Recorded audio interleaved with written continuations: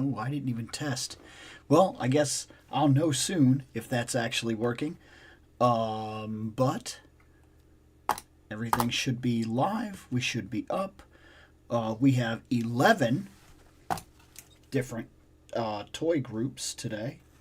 Technically, we have 12, but we have 11 because I'm not digging for the Star Wars. Let's just be honest about it. There's only 2 figures I think that are even there, and we have a lot of other stuff that we need to get through. So we're not going to dig for them. But today, on the list, we have Super 7 Jada Storage, as usual, Motu Chronicles, Motu Masterverse, G.I. Joe Classified, Marvel Legends, Figma, Motu Origins, DC Multiverse, and Star Trek Playmates.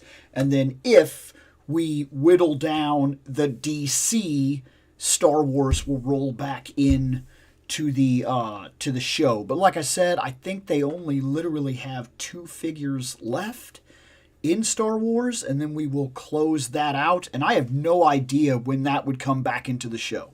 If I'm being perfectly honest, I have no clue at all when that would come back into the show, because my Star Wars collecting habit is basically, I wonder if I should do this for almost every one of the lines that I collect, kind of talk about what my collection habit is. I won't do it here, but I wonder if it should be a video, like, talking about it. Because, like, I have Star Wars over there. It fits on its own tiny shelf, one of these. That's all the space it needs. Basically, when it comes to Star Wars, I buy the main cast that I remember from my childhood, from the original trilogy movies, and then branch out ever so slightly when something really catches my attention. And that's it. So it is not a huge collection. I can look from right here, tell you that I have Darth Vader, Luke, Leia, I have Han, I have Chewie, I have Lando, I have a Boba Fett, I have the Emperor, I have a Stormtrooper, I have Revan, Malik, Bastila, Yoda, I have young Obi-Wan. I do not have an older Obi-Wan. That's one that I wouldn't mind having. I know at some point they will re-release him, and it will probably be on a slightly better body. I would like older Obi-Wan. Would I like... So I have young Padawan Obi-Wan, and I have Darth Maul, and I have Qui-Gon. Do I want middle-age Obi-Wan? I don't know. Maybe.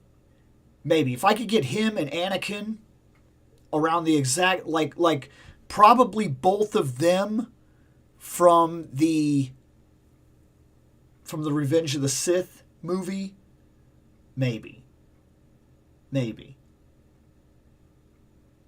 That's all I could think about. I don't really do a lot of Star Wars for multiple reasons.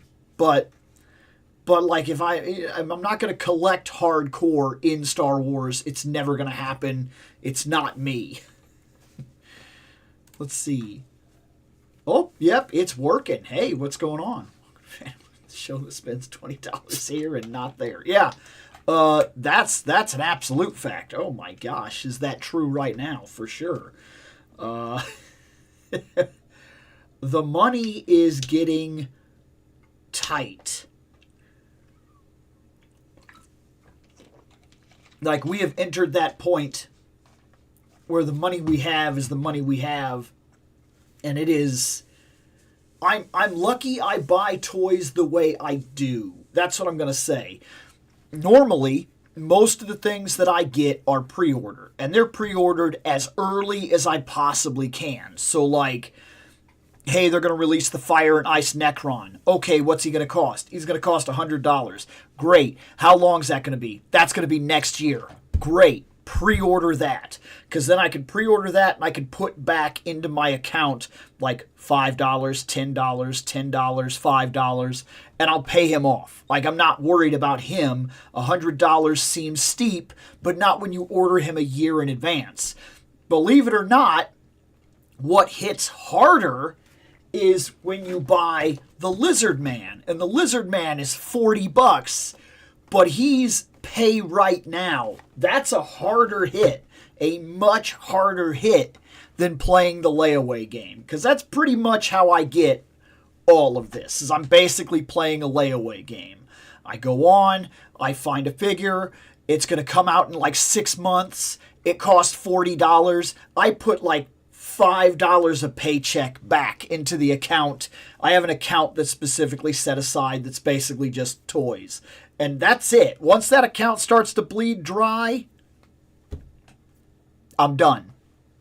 I'm done. Like, I can't buy anything. And that account, even with the way I buy, is right there. It's at the edge. It has basically $100 leeway in that account, and that can disappear in a single convention, and then it's done. We are at the breaking point of has money. Like, absolutely, we are there now. Oh my gosh.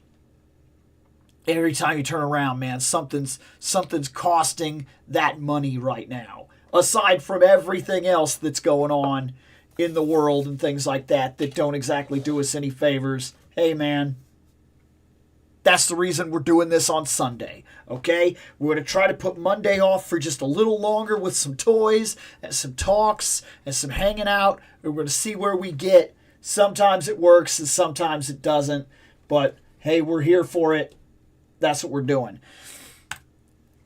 I know all about it. Got a screw in my tire. Oh. Didn't fix it yesterday, so I got to wait till tomorrow. Dude. It's nonstop, too. And it really piles on when you're already dealing with something, and then something that doesn't feel like it would be a big deal. Like, oh, I got this, I got to go get a patch. They'll probably... It used to be, I haven't had to get a patch in a very long time. I'm just going to put that out there. But it used to be there was a shop in Bartonville. I would go over there and I would be like, hey, I got a nail in my tire. And they'd give you a patch and they charge you like $15 and you'd be on your way. It was not a big deal unless the tire was damaged. Then, of course, you're buying a new tire. But you get the idea. A patch didn't cost a lot of money. I don't know if that has changed. I know that it seems like even an oil change right now is starting to run in the friggin' 80s. Like, it's wild. It's wild. Everything is costing real money all of a sudden. Even the smallest little things seem to have went up exponentially.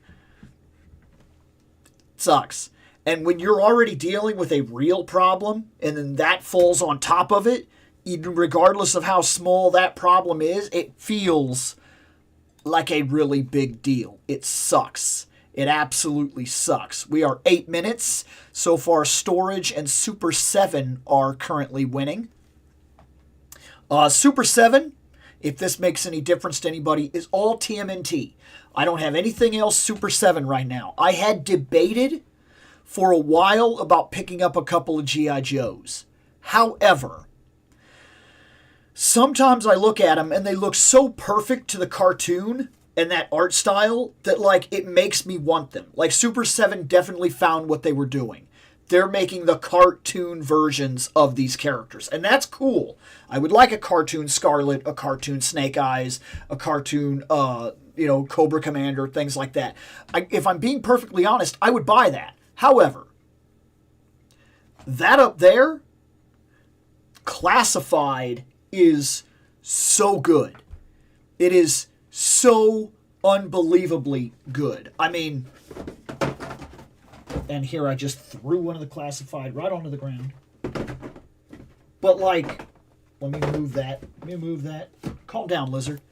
This is so great. And their movement and the ability that they have and things like that, that is absolutely the better deal. And Super 7 is like $60 a figure. The only reason I even started considering Super 7 for G.I. Joe was because right now there's like massive sales for Super 7. And they're getting rid of stuff at like $16, $12, $13. Like, I mean, it's cheap. I've seen them go for as low as $13 right now, which is wild. when you're talking about Super 7. And if you got the right stuff, which I did, that's how I got the last couple Ninja Turtles that I got. It was all from that sale.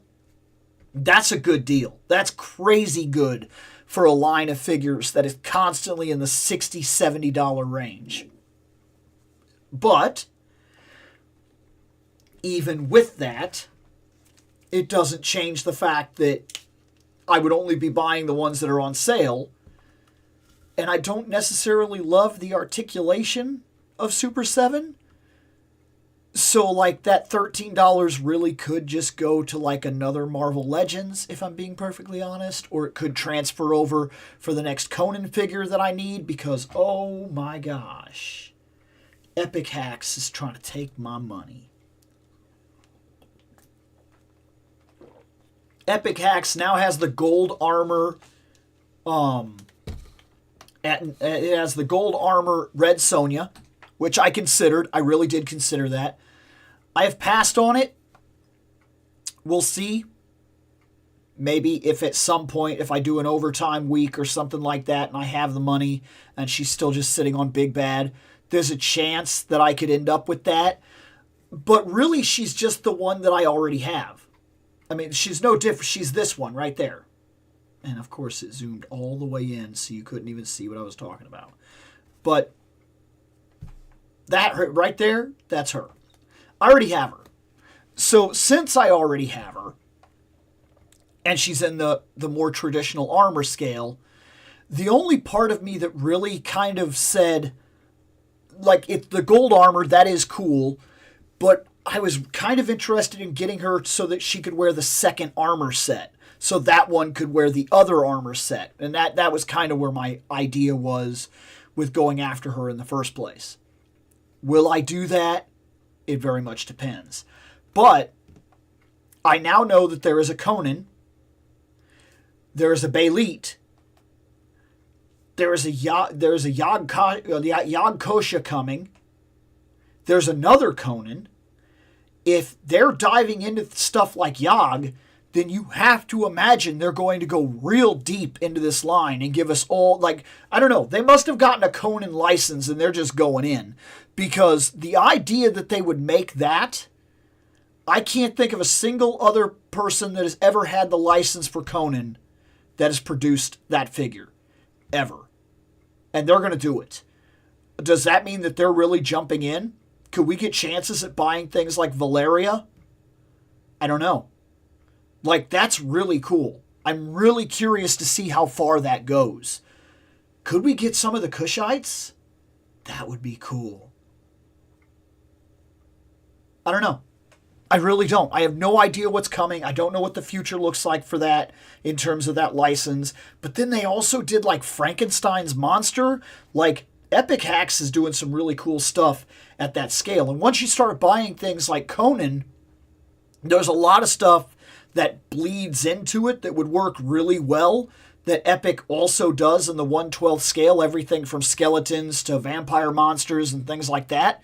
That would just work so well. And I don't know. Like, that has my attention quite a bit, actually. So, like, $13 on a G.I. Joe Super 7? Why? When I could take that money and, as it was already stated by somebody else, if you spend $20 here, you can't spend $20 here. Well, that $13 could go over here to Conan and amass more Conan. And I could always use more Conan. Let's just be honest about it. I could always use a little more Conan. It's just the way it is. Let's check this again. We are still, so because this is working out the way that it is, we're going to do both. So let's do this real quick. This should help us. Actually, I only have 3 Super 7s, so I need to get rid of that. Because I have...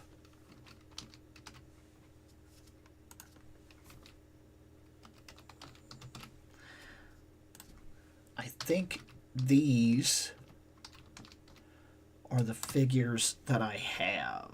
Bam.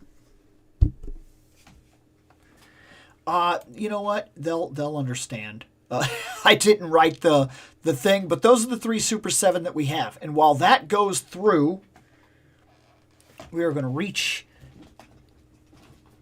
Oh, I got so. Oh my God, this is going to be cool. This guy's a big one from storage. Venom. I don't remember what toy line this is from at all. I don't remember what this came from.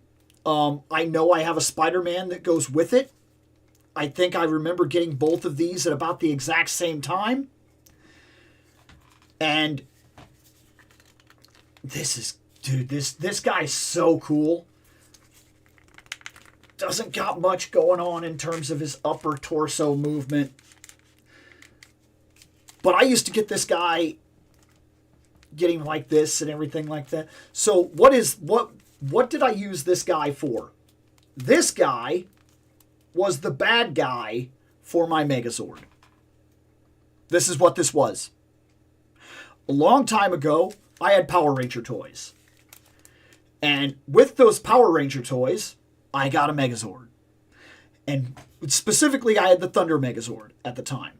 And it was cool to have a Thunder Megazord.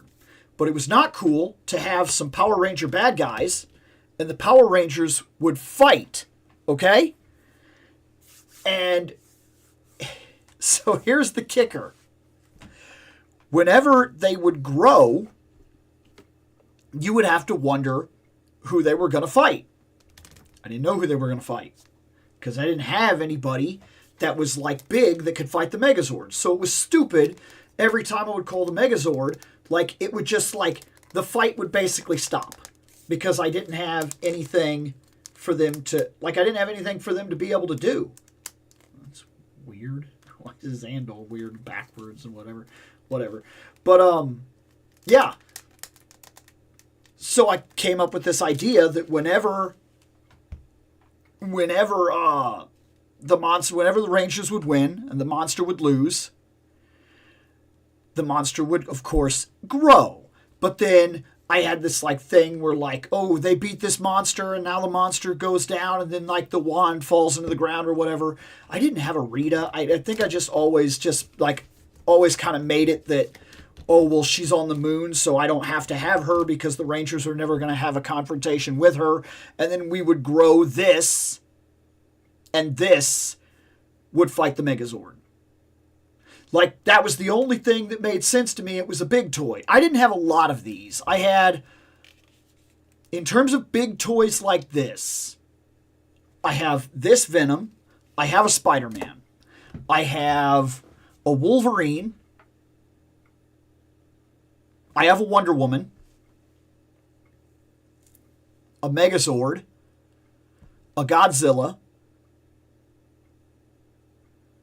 I don't have that Godzilla anymore. The big Godzilla I don't have anymore. I do have I have a larger scale older Godzilla that matches the size of like the Dragonzord. And I guess if I'm counting those as big toys, then we'll just stick to the idea. I have a Tila and a couple of Star Trek guys. That might be it. I don't have a lot of big stuff. Anything that you would consider like 1/6, like larger guys. I don't have a lot. It is not a scale I collect in. And really, in terms of like Venom and things like that, a lot of it was like a circumstantial almost. Like, I seem to recall at some point having a large Goku. Do I still have that? I may still. Can't remember if he got sold. I had a large Goku in the Capsule Corp spacesuit. And then aside from that Goku, I also had. I keep feeling like I had a large Beast, like from X-Men. Maybe I'm imagining that. Maybe a buddy had the large Beast. I can't remember. But I do know that Large Venom fought the Thunder Megazord hundreds of times. Because there was just nobody else that made sense to fight it. That was a weird thing in the Power Ranger toys that I never understood. They would sell the monsters, but not big versions. Not really. I think there was there like a big Goldar or something like that? There wasn't a lot. There wasn't a lot to choose from. And there were, like, strangely enough, there were Rangers that were in, like, this scale, that were, like, in 1/6 bigger Ranger scale, that would stand as tall as the Megazord. So you could have the Rangers fight the Megazord, which I think, if I remember right, I had a Green Ranger at one time that was, like, big like that, and he had that weird symbol on his chest. And I think he fought the Dragonzord, or not the Dragon, I think he fought the Megazord a couple of times. Because I feel like I remember having that when I was growing up. And I think I had a White Ranger and a blue in that scale. That might be all the large figures that I ever had. I didn't have very many. I was not ever a large figure collector. But here's this guy. Is he going to stay in the collection? Yes. I think he is going to stay. He's one of the rare giant things that holds kind of a nostalgia factor, and he's probably going to go up on the top shelf all the way up there, and that's probably where he's going to sit. Because I do like this a lot. I think it's very cool. Aside from him, because we're sitting here, I have a Spider-Man. And he's fine. He never really hits perfect poses or anything like that. He is Pin. It was an older toy. He's got the exact same problem as Venom. This looks like it would give you something you could play with. It doesn't. It doesn't really. This doesn't really move. He's basically all lower torso. He's constantly stuck with web hands. Like, there was no switching hands out or anything like that. It's cool. But, like, also time hasn't done his leg any favors. I could probably heat that up and get it back into position and whatnot. But, like, I don't know. I don't know if this guy is worth me keeping. Yeah, I'm a Spider-Man putz. I have a lot of Spider-Man. But, like, I don't know what I'm ever going to do with this guy. Realistically, aside from him taking up space in a corner. Like, that's all he's going to do. This, there's a nostalgia factor to it. And I'm probably going to put him up with the Megazord. Just because that's how I remember him. But, like, this Spider-Man, this whippy leg, helicopter's leg Spider-Man, I don't know. I don't know. This is probably going to go onto the toy table. And somebody will appreciate this guy for like $5. Like, let's be honest about what it is. Because I just don't have any purpose for him. Like, I don't collect in this scale. I have a Wolverine that this guy could stand next to. Am I even going to keep that Wolverine? I mean, realistically, when you get right down to it.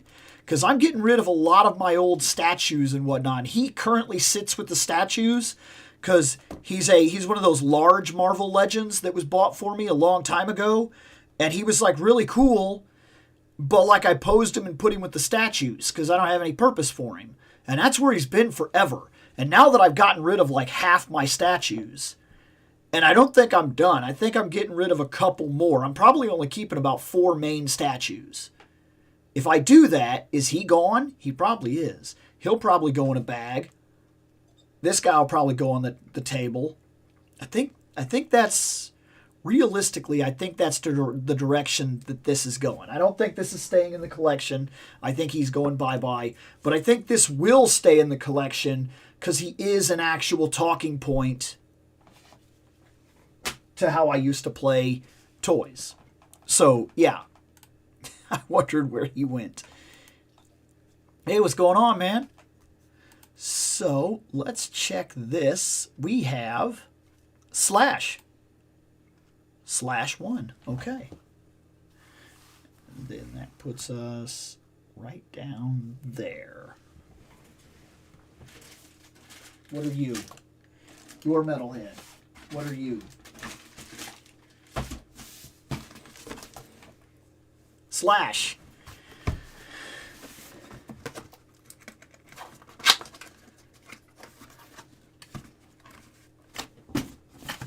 Slash TMNT Super 7. Let's talk about this. When I was growing up, I read a couple of Turtle comics. I did. I got them randomly, actually. My first TMNT comics were purchased.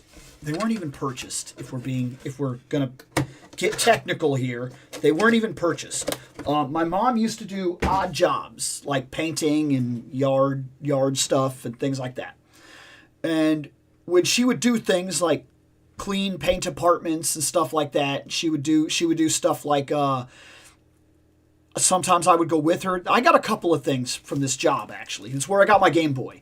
My first Game Boy that I ever got was because my mom had to do this apartment where the people had vacated and they had like 5 cats, and those cats just crapped and peed everywhere they wanted, and this place was nasty. It was so bad. I can remember it all these years later.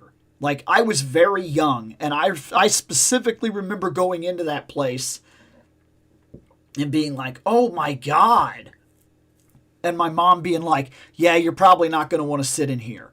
And they peeled up all the carpets, and they like scraped the floors, and they sprayed stuff, and they got, my mom had 2 things that she used to do all the time where like she would use like Listerine to like clean out the floors, and then she would go back over it with like dish soap instead of like normal floor cleaner and stuff like that. I remember that being like a trick that they used for like really nasty stuff. And then they'd get out the scrapers and everything, but they'd overhaul these apartments. Well, she used to do stuff like that, and in that job, she found a Game Boy in a closet. That's how I got my Game Boy. Anything that was left behind was considered vacated property. So if you found a chair or something like that, and you could fix the chair or a table or whatever, and then she would have yard sales and whatnot, she would sell some of this inventory that she would find from these places that was left behind, unless it was just something you just could not fix. Like, she would find like a dresser, and the dresser would be in rough shape. She'd fix the dresser, restain it, and then put it out in garage sale, and somebody would buy the dresser. So that's where she made a lot of her money, was she'd clean these apartments and she'd do that. So, my first Turtles comics came from a situation close to that. She was hired to help somebody paint. She went and she painted, and she didn't do it for money this time. The guy had 2 long boxes of comic books. Doesn't sound like a big deal, but that's what it was. It was 2 long boxes of comic books. And because we had the money that we had, my mom would sometimes take jobs for trade rather than money. She would get something that we could use. Well, I didn't have a lot of stuff, so she did this job, and she brought home 2 long boxes of comic books. She gave them to me. There were Tales from the Crypt in there, specifically. I remember the black and white comics, too. There was a couple of Conan the Barbarian books in there, which I didn't quite understand what I was looking at. I just knew that they were cool. And then also there was Ninja Turtles. And I remember specifically they were black and white Ninja Turtles. And on the cover, they all had red bandanas, which wasn't what I knew. Like, Turtles wasn't that. The toys that I had weren't the things that I was looking at in this book. But then I read the book for what I could. My mom would read parts of it to me and things like that. And then I would, of course, be like, okay, that's Turtles. That's where I got it. So that was my association into the comic book Turtles. And the reason I'm telling you this, to kind of set the stage for what I'm talking about here with Slash, is because when it came to us being kids, we didn't have the vast knowledge that everybody seems to have today. And I'm referring to the way that you get online.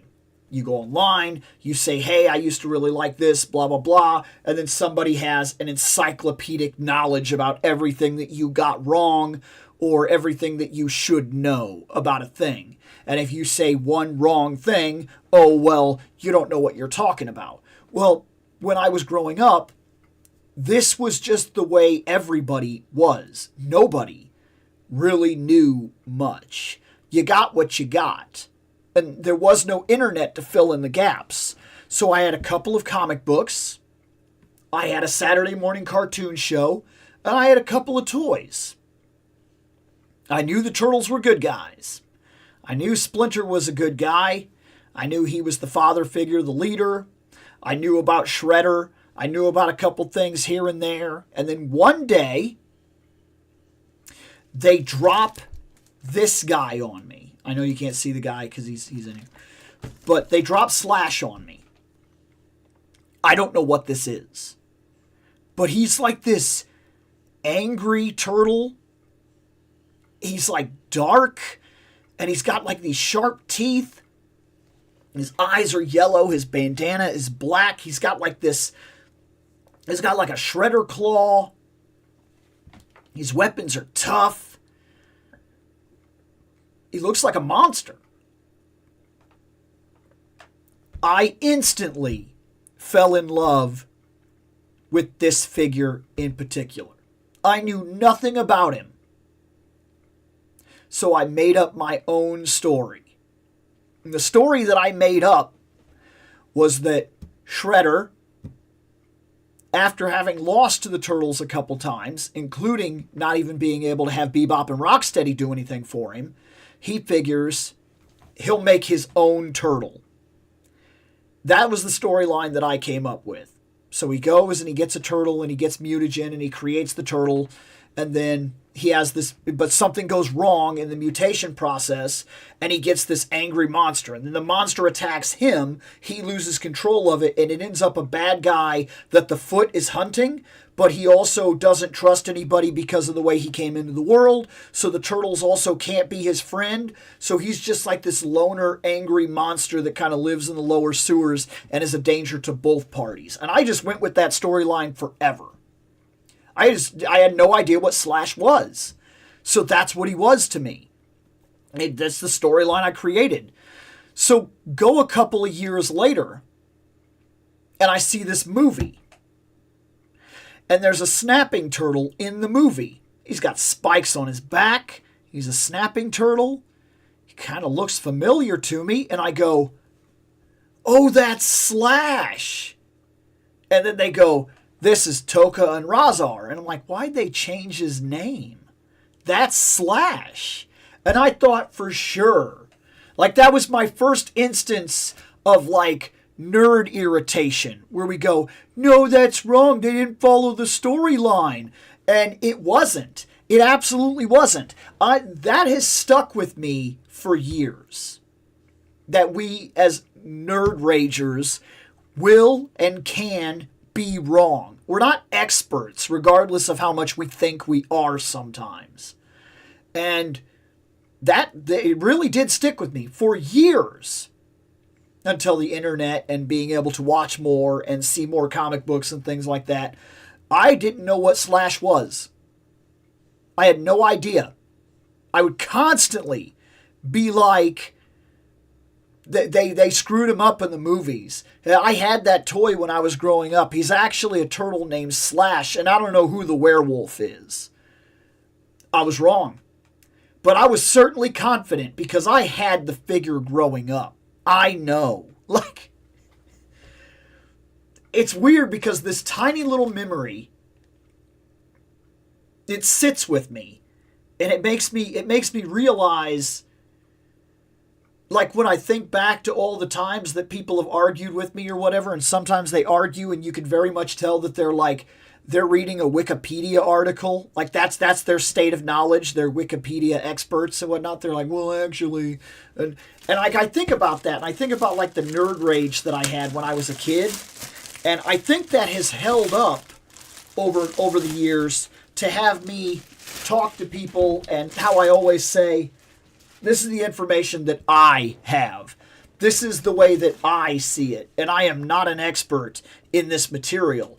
I think it's because when I did finally find out what slash was, like it was like this, oh wow, I was like very, very wrong. And I'd been wrong for a long time, and it never occurred to me. But I was so sure that I was right. That's the reason I hold that mentality. I'm not an expert. And I'll never claim to be. I know what I know, and that's all that I know. Let's see this guy. Yes, that is awesome.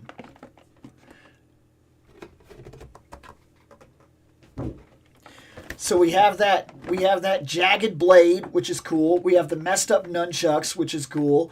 We have this this mace thing, this wicked knife. There's that turtle with his black bandana. We got the purple belt. I'm noticing that. I don't see other belts, so we got the purple belt. They didn't go black belt, purple belt, because I know there's variants. I wonder if they did a variant color of him to kind of talk to the fact that there are variants of this toy. We have those slash claws that I like. We have a new head. Every single one of these has come with a new head and an old head. Kind of like one that's more true to the original release of the toy, and one that's more like a modern day reimagining. All four of the turtles got it. The Shredder got it. I haven't got to open my Splinter yet. April got it. Casey did not get it. Now that I'm thinking about it. Casey did not get an extra head where there was like a toy head and then a modern rendition. They just kind of left that alone. So maybe not everybody gets it in this line, but they did. Let's open this guy. This guy is, I can already tell. But like, this is so cool. Let's open him.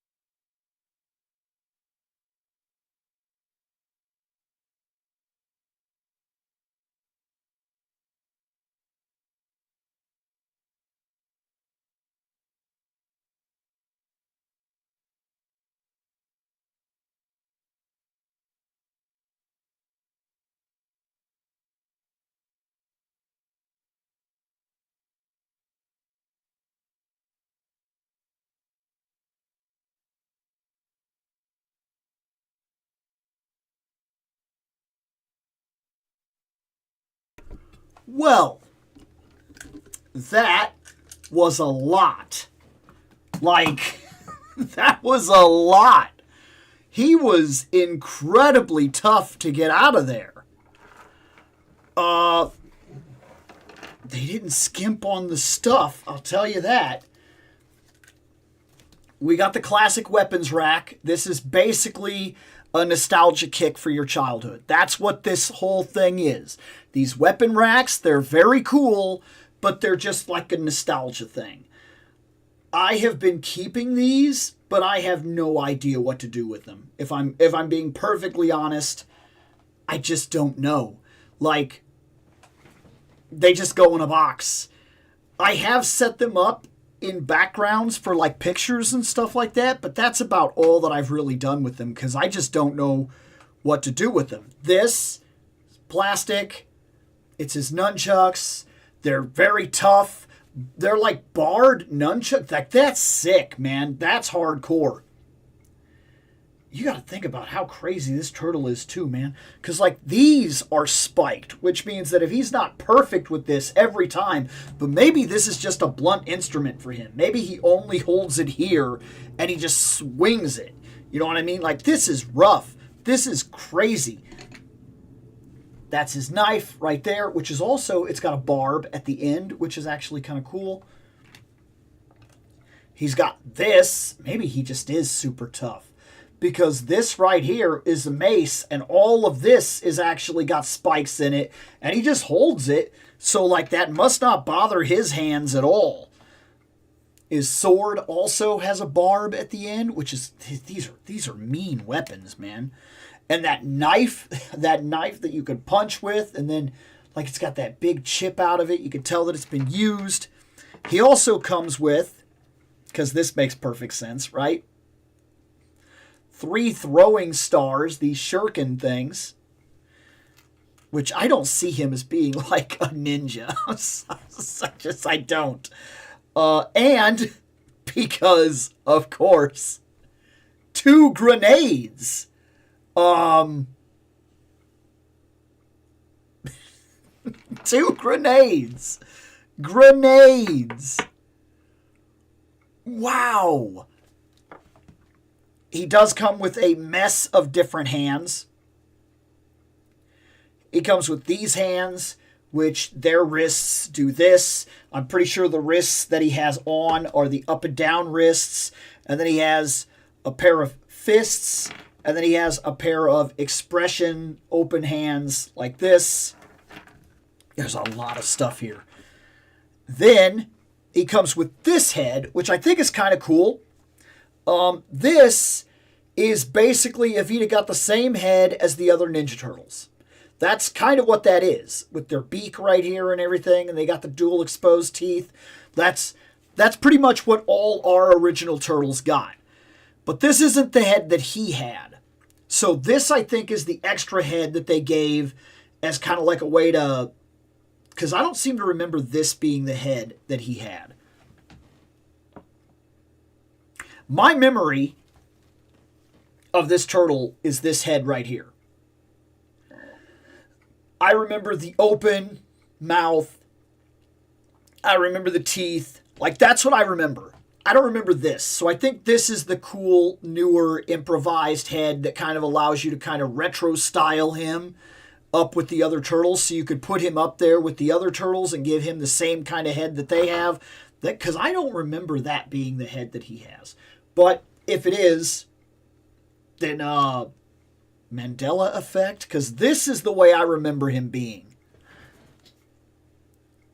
This belt is sick. I love this right there. Like these things here, and then the way he moves, it's very much just like the other Super 7 Turtles. But like, look, even just having this ability right here, having the ability to do that pose alone, which is very simple and very stupid, he's already leagues ahead of what I grew up with.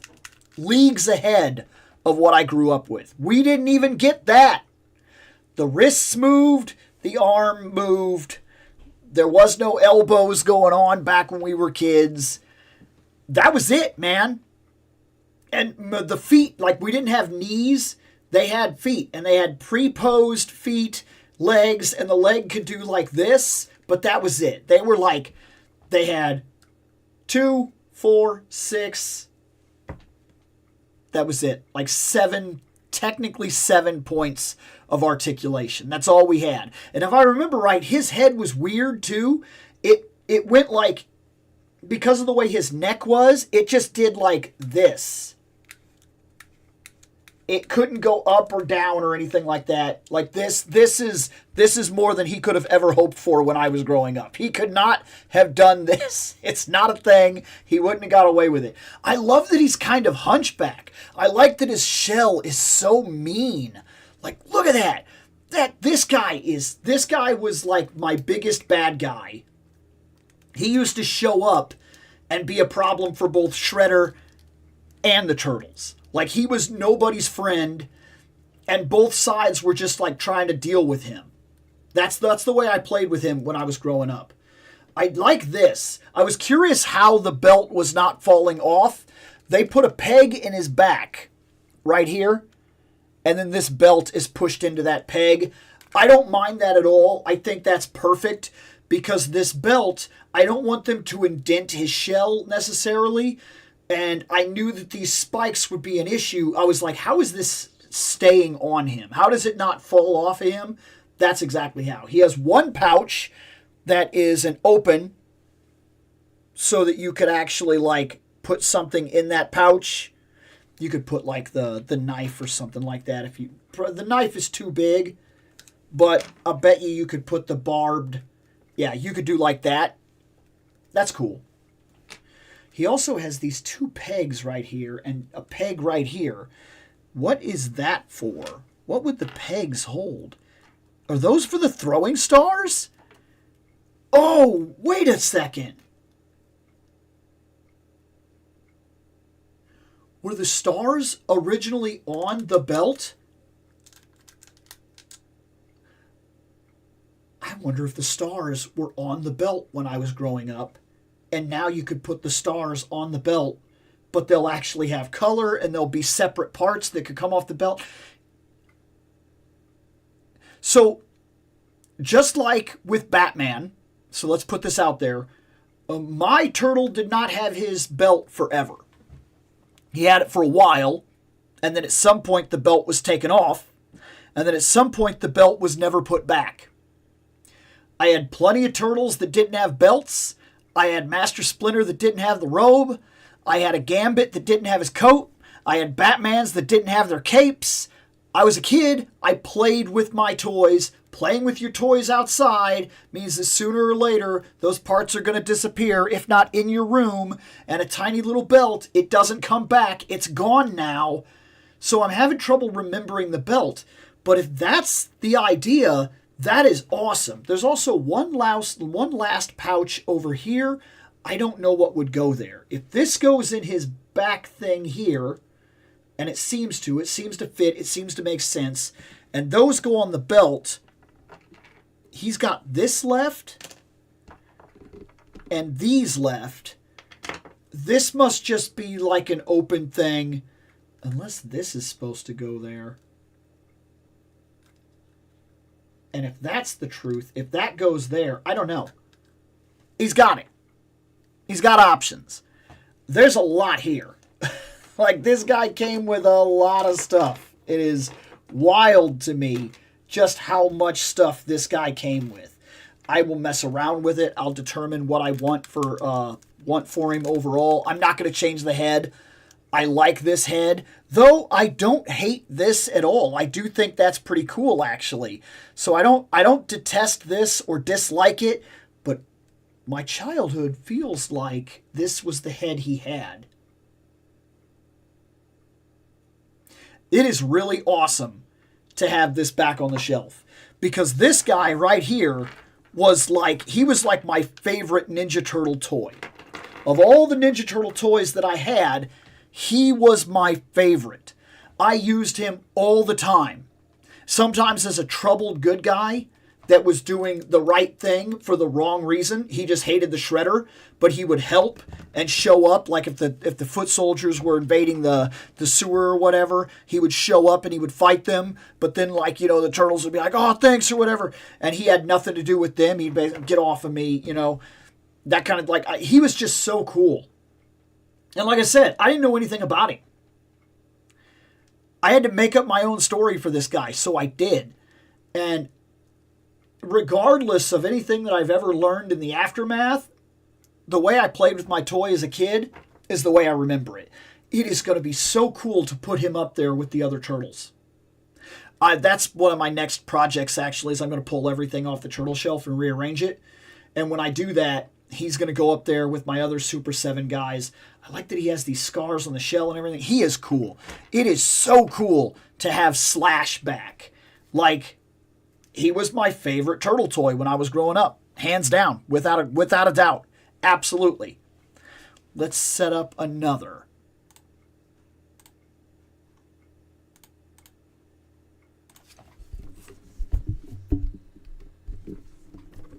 Oh, that moved.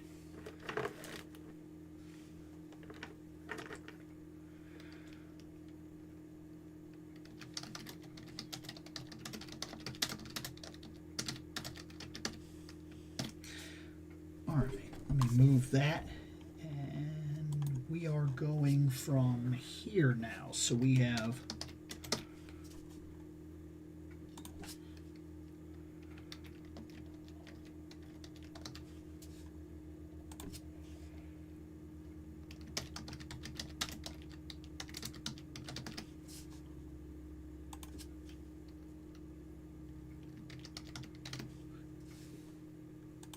there.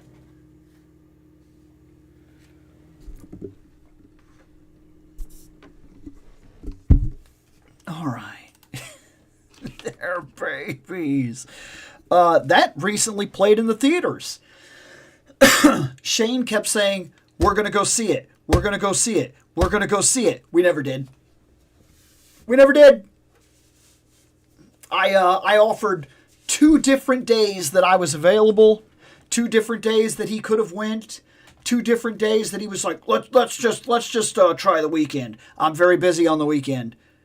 Let's just try the weekend. Well, then we're not going, Shane. We'll go. We'll definitely go.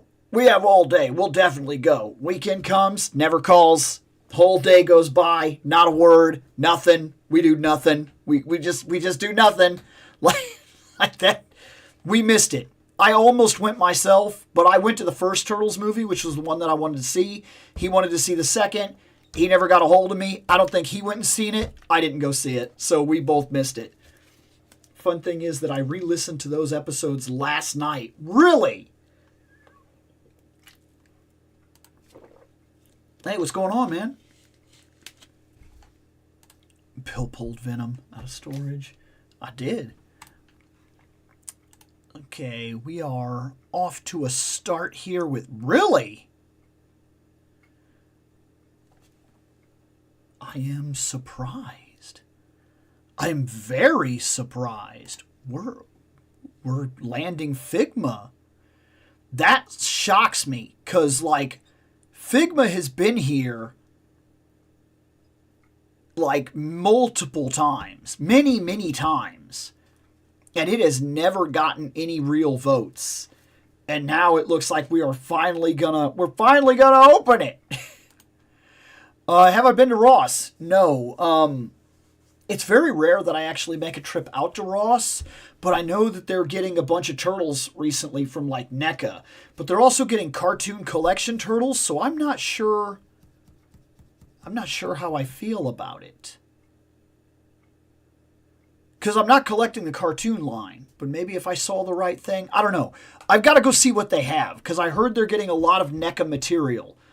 And depending on what it is, it could get my attention. He complaining, so we're voting for it, fool. Calm my butt. I generally hate Figma, but I've never seen you open one. Well, I'll be honest with you. I have never opened one. Ever.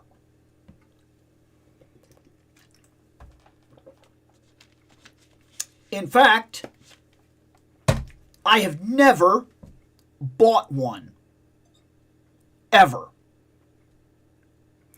This will be the only Figma that I have ever owned, ever opened, did not buy. Let me check one more time.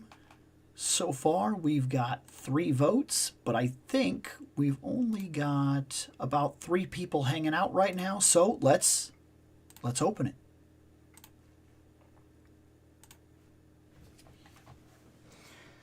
This is wild.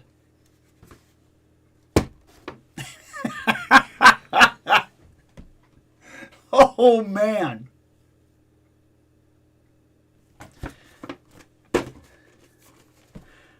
Bruce Lee. Figma. Right here. Holy crap. I've had this for a very long time. And for a very long time, he has been an inbox collecting piece. He has been on the shelf. He has appeared in many videos without anybody ever realizing he was there. He would sit on the shelf like this. Just like this. And I'd walk by and I'd look at him back, Bruce! And then I'd walk off. This was given to me by Sario. A long time ago, we went to a con. And when I walked into the con, he said, "Hey, got you something." What? I got a Bruce? What? That was so cool. Got me a Bruce. That's awesome. Now, why did I never open it? Well, at the time, I was kind of a half and half collector. I opened the things I opened, and I kept things in the box when I felt that it just made sense to keep them in the box. And he, at the time, felt like a more premium figure, so I kept him in the box. Ironically, I've had about 4 Bruce Lees since then, and they've all come out the box and gone on to movie shelf. Because they don't stay up here. None of my Bruce Lees stay up here. They go down at the movie shelf. That's where they go. And I have a couple of Bruce Lees down there. I think I have 4 or 5 of them. So this was bought for me. And it looked, at the time, very premium. I'm not going to say that it doesn't still look good today. But you could tell that this is an older figure. It's just the way that it is. Time marches forward. That's what I'm telling you. Like, I could see that he's got like the ball joints on his elbows. I don't know if those are. I don't know how these knees are working. I don't know if that's a ball joint and a ball joint here, like on his waist. I'm wondering if his lower torso doesn't move well, because I'm noticing even his legs are doing a lot of the work. You see what I'm saying? But maybe that's the guy that was posing. Does this come with a stand? I mean, I imagine. Maybe. I've never opened one of these. I've never owned one of these. I've never seen one of these aside from this. I've come across them here and there, but never like one that made me like stop and pay attention. I'd be walking, I'd see him at a convention or something like that, and I'd go, "Oh, Figma," and then I'd kind of look at a couple figures or whatever, and then walk on. I don't know what they specialize in. I don't know the license that like got them popular. I don't know a lot of people that collect them. I don't know. I know every one of them is numbered. This is 266, evidently. Is that 266 of a 10,000 run? Or is this the 266 Figma figure? I don't know how that works, because this is the only one I've ever had. The only one I've ever paid attention to. Will this be a good figure? I have no idea. He'll be a figure. He'll be a Bruce Lee. And he looks like he might be size-wise that he could actually stand up there with the Joes. I don't know. We'll see. Maybe he's size-wise that he could be Bruce Lee on the shelf along with some of the Marvel legends. I don't know. I have no idea. I don't know what to expect from this. I do know that I've been a Bruce Lee fan for years. But not just a fan. One would say a student. I constantly evaluate and reevaluate the knowledge that I have with Bruce Lee. There are things that I believed that I no longer believe, that then I correct, learn the true stories of. I constantly watch things online and read things and kind of try to keep up with kind of what's going on and what they've learned and what they've released and things like the library and the notes, the letters. I used to think that Bruce Lee was an avid no drugs guy. That, you don't do that to yourself. You can't achieve this kind of physical perfection. I was wrong about that. You read some of those letters. I was wrong about that. Woo! Amongst many other things. I like to watch videos sometimes where like people are making claims, and it's definitely one of those urban legend claims, or it's one of those claims that just has no substantial evidence whatsoever behind it. Like they're just making stuff up. And then I watch those videos and go, oh my God. I was you at some point. Like I remember being you. I am so glad I've moved past that. He is one of those subjects that I reevaluate on the regular. I have read the Tao of Jeet Kune Do, and I have read it multiple times. I have also read a couple of other Bruce Lee books specifically. If I had to tell you where my favorite Bruce Lee movie lies, it is a tie between Enter the Dragon and Return of the Dragon. That's where I sit. Those are the two movies that I think absolutely showcase Bruce at his finest. It works. Those movies work very, very well. I love them. However, I'll also tell you this. The way I got into Bruce Lee is kind of wild. Some people discover an old movie and they watch it or something like that. Some people hear it from a friend or they get exposed to him somehow. No. I started understanding who Bruce Lee was through a lie. Basically. Not on purpose, but a lie. It was explained to me the wrong way. Let's put it this way. I came downstairs one day, walked into the living room, and saw a movie. I didn't know what it was, but I heard the music. I knew there was a fight scene going on. I knew all these angry chefs had just taken a bunch of hatchets, but like cleavers, and they ran out into a back alley, and they were fighting this guy, and he was kicking them and moving and jumping, and I was like, what is this? My stepmom at the time, she has passed. This is not like a derogatory. My stepmom has passed on. Loved her very much. So don't misunderstand my statement. It's not like we don't talk to her no more. It was a different situation. But my stepmom, she says, oh, that's Bruce Lee. What? Yeah. Yeah, he was something. Okay, you have my attention. So I sit down and I watch the movie from that point. Get to the end and I'm like, what else has he done? Oh, he's been in a lot of stuff. Okay.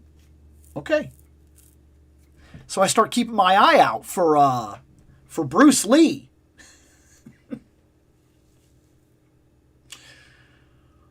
Oh.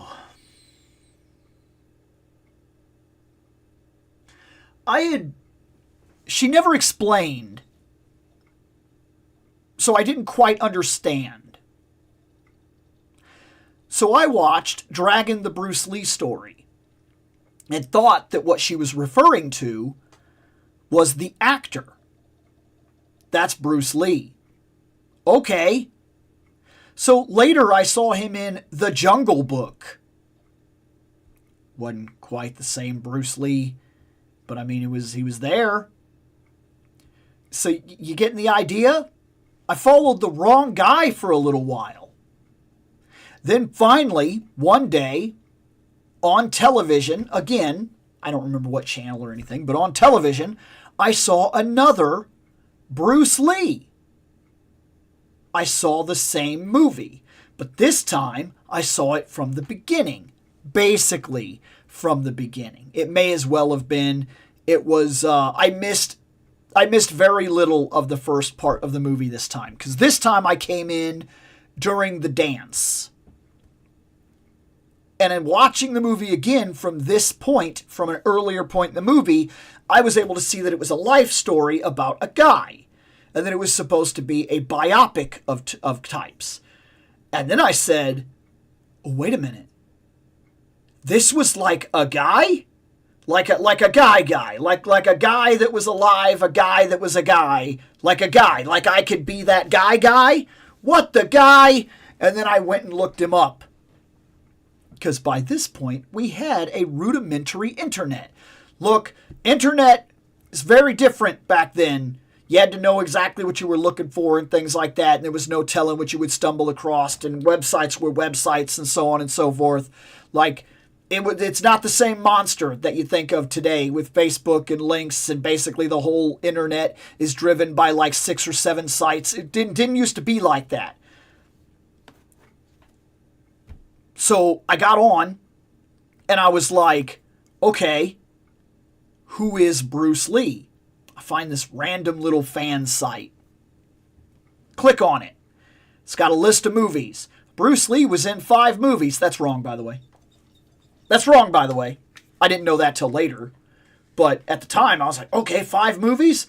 Cool. He died very early. I understand. By the time he made it, yada, yada. So I look up these movies. I don't know how I'm going to find these movies. Back then, you couldn't just get on Amazon. So I took my chance. And I went down to the Real Thing video. And when I got there, I was like, hey, Bruce Lee. And they were like, oh yeah, we got a Bruce Lee movie. Take me back, VHS, Return of the Dragon. Okay, awesome. I buy the movie, I go home, I put it in, I watch it. This VHS blows my mind. This is the first time I'm seeing Bruce Lee. It's the first time I saw Chuck Norris. Is that kind of wild? Does that feel wild? I had not seen Chuck Norris until that Bruce Lee movie. I had no idea who he was. I was like, who's this? Who's this guy? I didn't know. And actually, didn't know. That's kind of even more wild when I think about it. I saw Chuck Norris in that video. I watched that video on repeat. Like when I rented that, I watched it that one time and I was blown away. Like I'd seen fight scenes and things like that. I'd seen Jean-Claude Van Damme movies and stuff, but something felt different. Hard to explain, but something felt different. I watched that movie, immediately rewound it and watched it again. Rewound it and watched it again. I must have watched that movie literally 14 times that weekend. I just watched it, and then I would rewind it, and I'd play it again. And like on the parts that I really wanted to see or whatever, I'd have my toys out and whatever. I'd be playing and I'd be watching. Then I'd put the toys down. I gotta watch this part. I started imitating it. I started trying to do what I was seeing, which is actually what led to somebody later on, a relative of mine, who realized that I was doing this. And I already had boxing experience because of my grandfather. My grandfather had taken me to boxing classes. But then this guy saw that I was trying to imitate what I'd seen in the backyard. And he's the one that kind of took me and started teaching me mixed martial arts. So that's where I started learning that stuff. And I'd seen on television years later a Walker, Texas Ranger episode. And I was like, hey, that's that guy. That's that guy. I didn't know who that guy was. I didn't know about Chuck Norris. I only knew about Bruce Lee once beat up some long-haired hairy guy. Like, I didn't know. I didn't know. It is wild to me to think about through memes, popular culture, internet, social media, how much people know. And like what we just had to like discover by random circumstance and chance. Somebody knew a thing, but then they might not actually know a thing. They might be lying about a thing that they claim that they know a lot about because they don't know anything. And then they tell you about that thing and then you go try to figure it out for yourself. Like a lot of our life was like that. The internet was not what we think of today. You couldn't just Google it. It was not the same animal. If you didn't know a thing, you didn't know a thing, and you had to figure out a thing. And sometimes the information you would figure out would be blatantly wrong. Like going to the library and looking up the Universal Monster books and then reading things and then finding the Godzilla versus King Kong movie and having that book specifically tell you that there were two different endings. No, there isn't. I didn't know that. I swore there was another version of that VHS out there somewhere that I needed to get because there was an ending I hadn't seen. That's not a thing. So even the information that you would go look up would be wrong half the time. So then you would just go around half your life being like, did you know? No, you don't even know. Shut up. You don't even know. It's wild. It's wild. I learned about Bruce Lee by misinformation, technically. I learned about Chuck Norris through circumstance. I learned martial arts because I was trying to imitate something I'd seen in the backyard and somebody laughed at me. That's so wrong. You got to chamber your leg. What are you talking about? You got to chamber your leg. It's like an arrow. I don't even know what that means. Come here. That starts the thing. It is wild to me the circumstances that play out in my life due to misinformed Bruce Lee stuff. And then to find out that there were other people that learned about Bruce Lee through brisk iced tea commercials, that's even more wild to me. Who's this guy beating up the Karate Kid? Oh my gosh. Life is wild. It's wild. Like the series of circumstances that play out, lived experience really is different for everybody. And before the internet, it was wildly different for everybody because you only knew what you were exposed to, what you went out of your way to learn. And even if you went out of your way to learn it, you possibly learned wrong stuff. Like, this show has been wild for me to be able to go back and think about stuff like that through my childhood toys. And this, when it was given to me, I was like, oh, that's cool. That's going on the shelf. I have never opened it. That's a $55 sticker right there. This thing was bought like...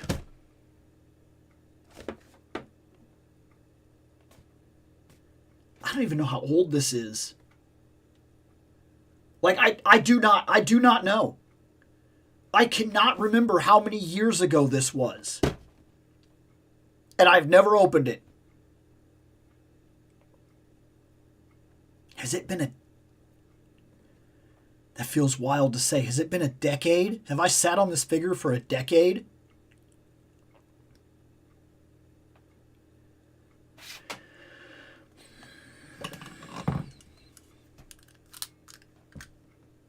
Let's open this Bruce Lee. This 75-year, I think, anniversary Bruce Lee.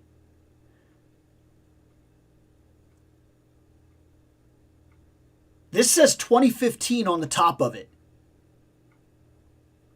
If this says 2015 on the top of it and it's a 75-year anniversary, and I'm assuming it was released in 2015, and we probably got it at 2015, if not 2016, then it has been a decade that this figure has sat in this room or other rooms and never been opened.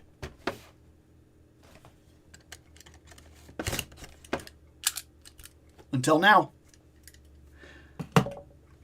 Let's see a 10-year-old Figma figure. Bruce Lee time.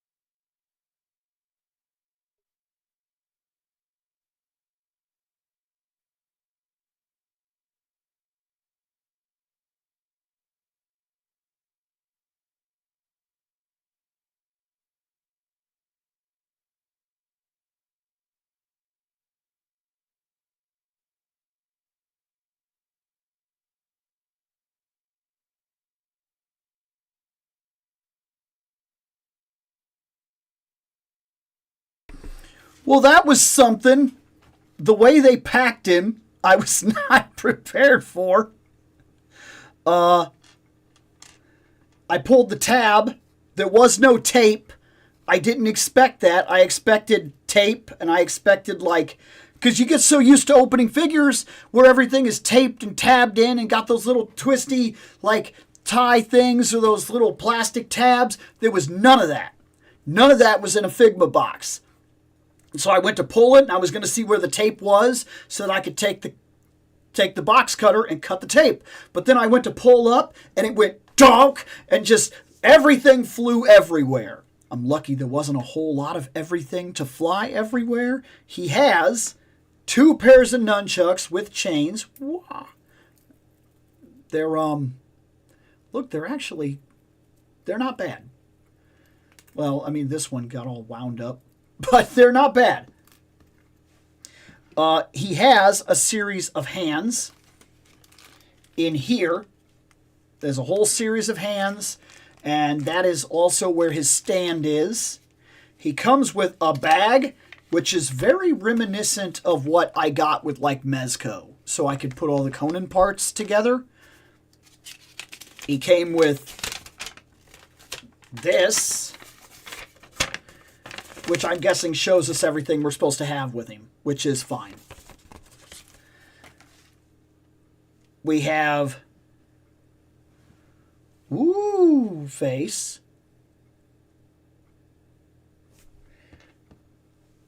We have face. And we have serious looking to the side, somebody's going to get messed up face.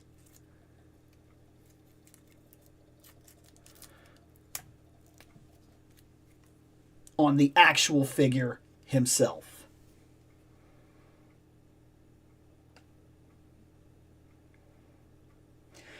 I don't know if I love the idea that the eyes are doing that. However, one could argue that makes a certain kind of sense, because when he stands off to the side, his eyes need to look ahead to the thing that he's about to fight.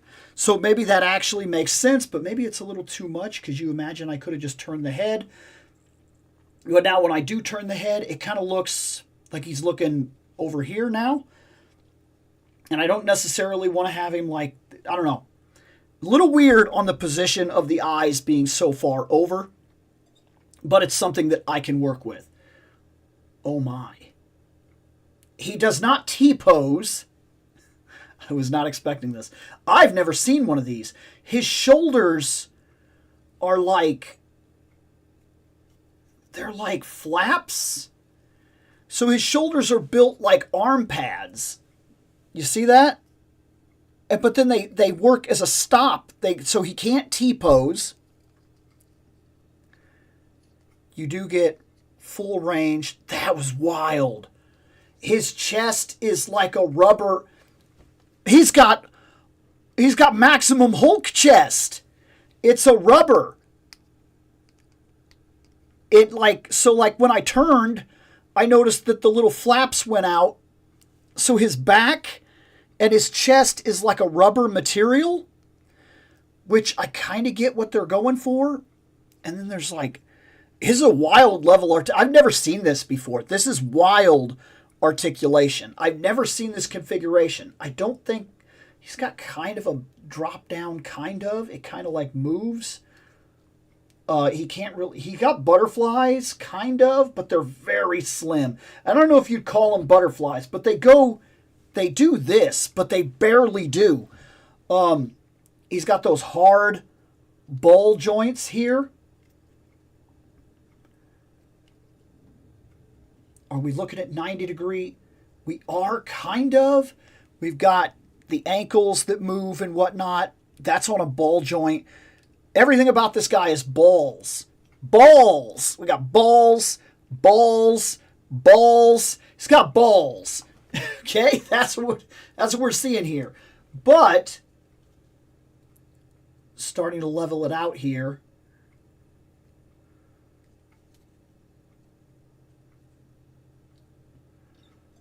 Trying to figure out how we can.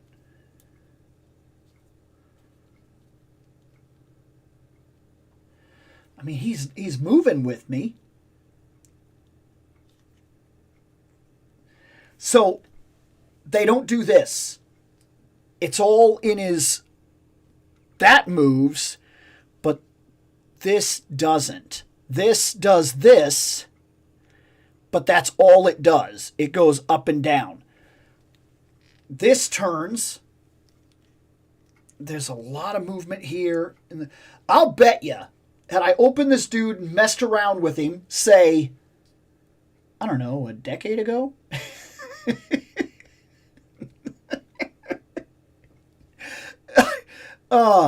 None of this would, like, floor me in terms of, like, oh, my God, you know what I mean? It would be a very different kind of experience. I'd be sitting here going, oh, man, he moves so much better than a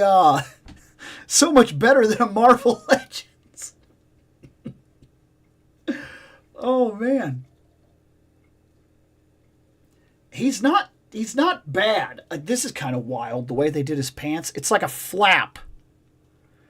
Like a rubber diaper flap, and then like, so there's no hindrance in his legs. See what I'm saying? Like,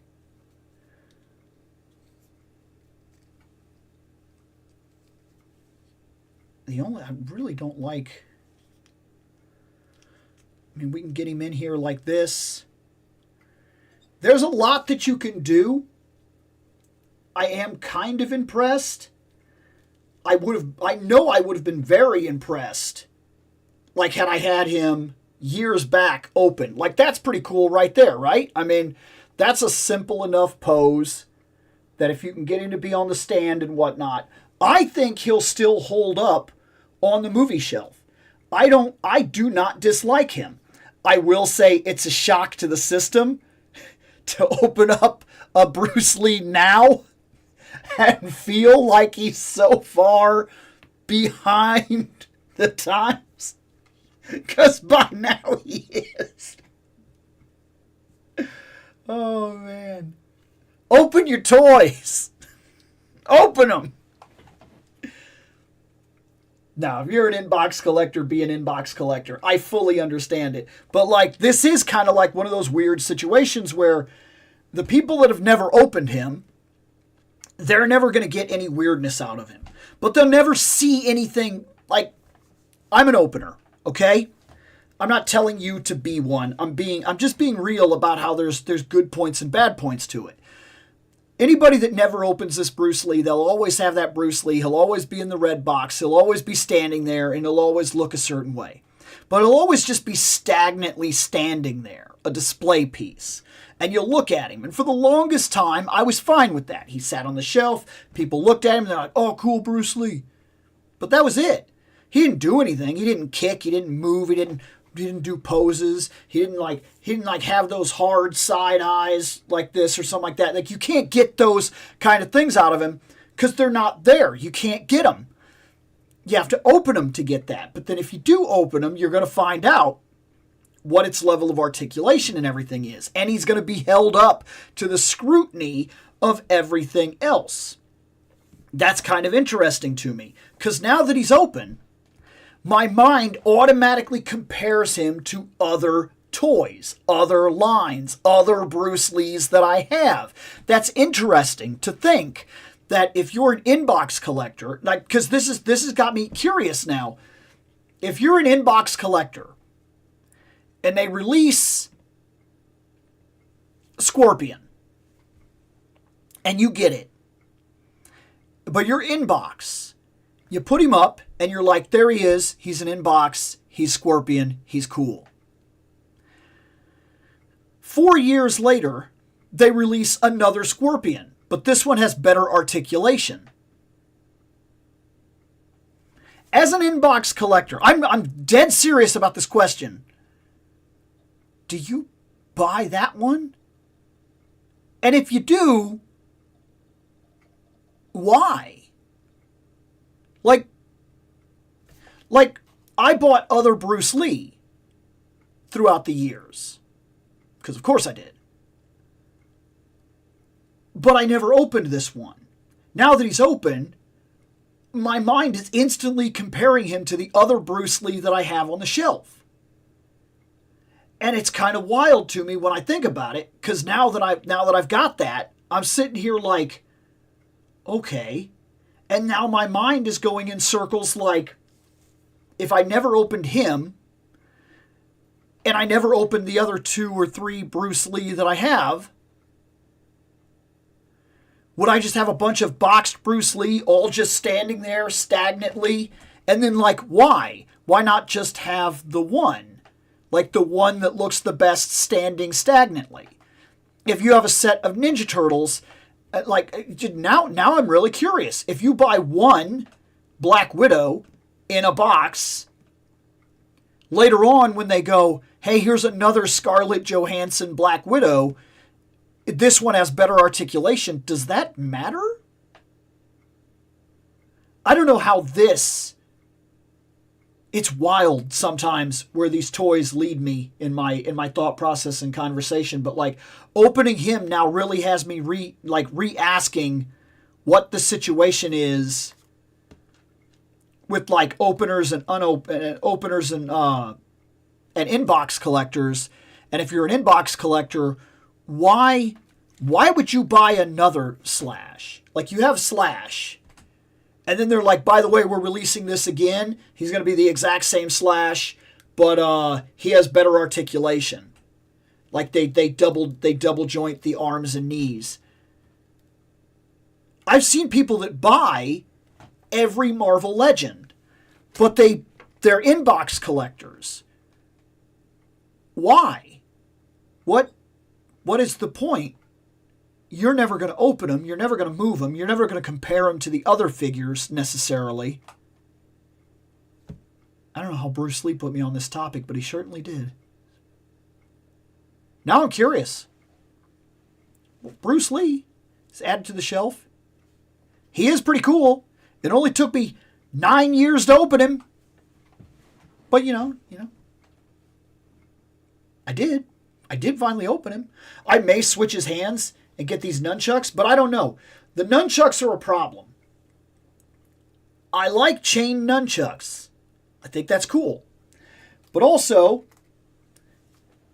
I've started to realize that I kind of like nunchucks on figures with like an effect. like where it already looks like they're swinging them out or something like that, or it looks like they're, where they're spinning, the spinning effect, like for Michelangelo when he has them and he's both in his hands, they're spinning them, like that's cooler to me than chains, because the chains at some point they're just gonna like hang there, like if you have them holding one and then the other's holding down, and I guess you can get like things like where you can create that effect where he's got it tucked into his armpit or whatever. But like, I don't know how I feel about nunchucks. That's a weird thing for figures. It always kind of gives them problems. If you get the chain, you have a lot of freedom, but they don't have any life, because you can't animate them like swinging into a guy's face or whatever, because like it's the chain. It'll always look kind of wrong. Like the chain doesn't give you that fully extended effect. You can't create it. You can't create where like he's spinning him around or whatever.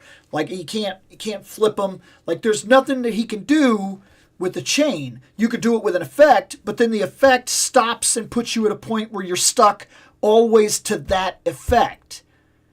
Like, I have a Michelangelo on the shelf that's up there right now. He fell over because I'm redoing the turtle shelf. But I have one where he has the swing effect, like the air that's coming off the... So I constantly have him like this. I can't put him stagnantly where he's standing with it tucked in or whatever, because it looks weird because there's an air current coming off of his, coming off his armpit. Nunchucks are kind of tough, too. Bruce, you are not supposed to be bringing up a whole bunch of toy topics. You're just supposed to be a 10-year-old toy that I open, that then I make comments about. Let's set up the next thing. He's added to the shelf. He's added to the shelf.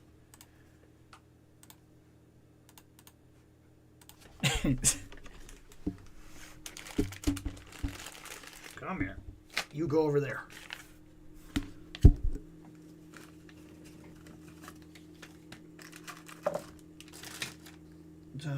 We are...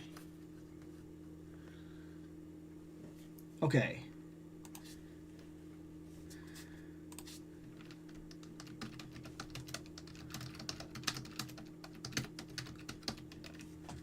Oops. Let's do...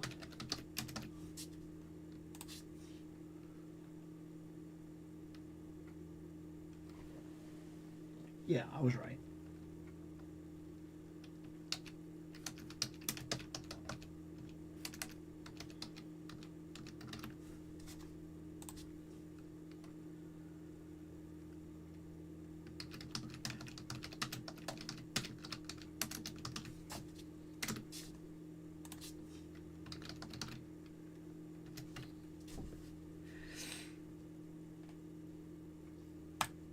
There.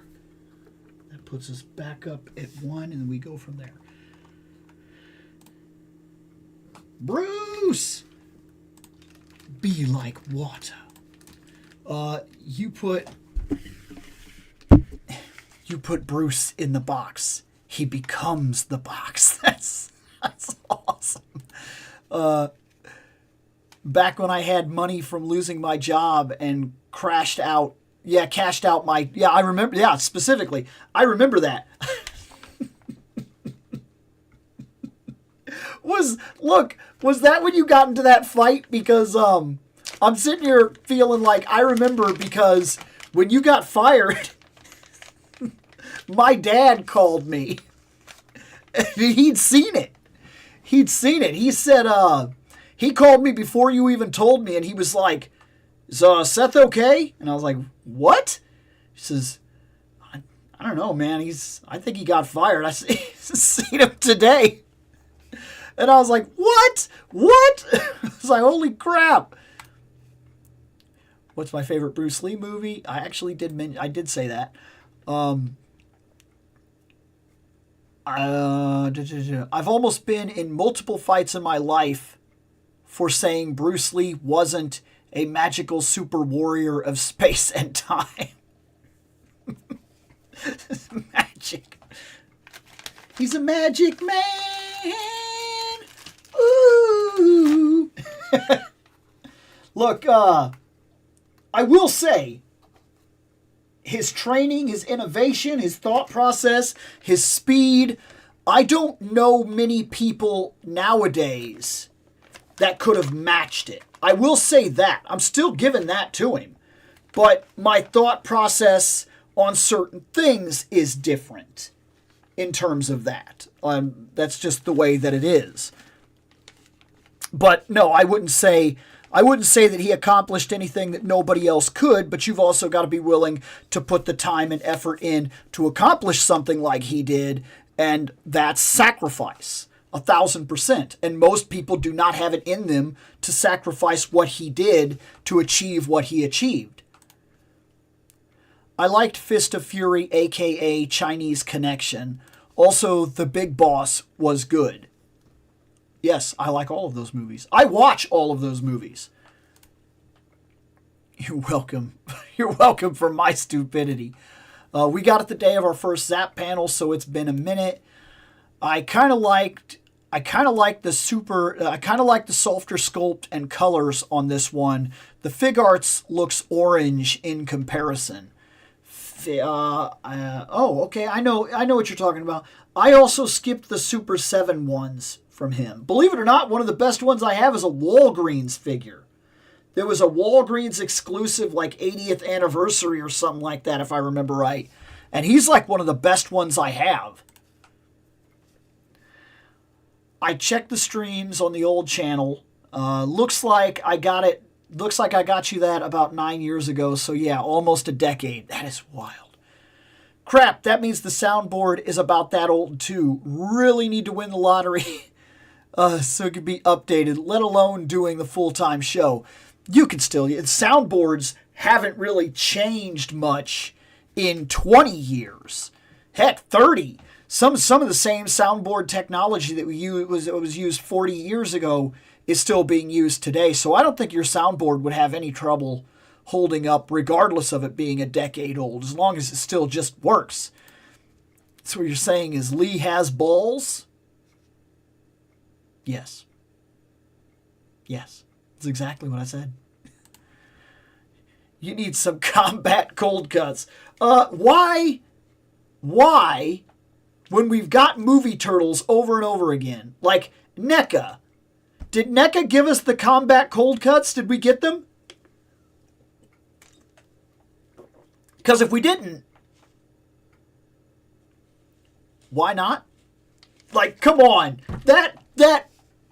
Come on. We've got to have that. That and a yo-yo. Check it out. Walk the dog. Pretty good, huh? Not the fight. The failed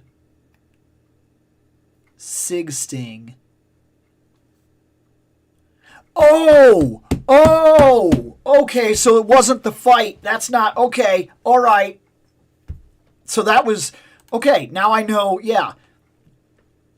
And he pays his rent. Bruce is great. No disparaging.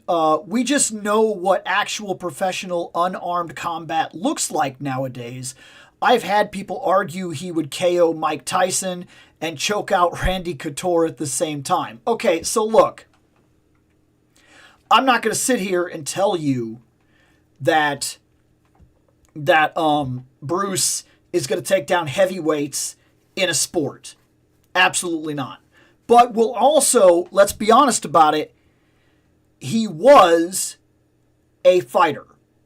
There's undeniable evidence across his entire life, his sparring partners, the heavyweights and the mains that trained alongside of him, that were trained by him, that were impressed by him, that will tell you he fought for real.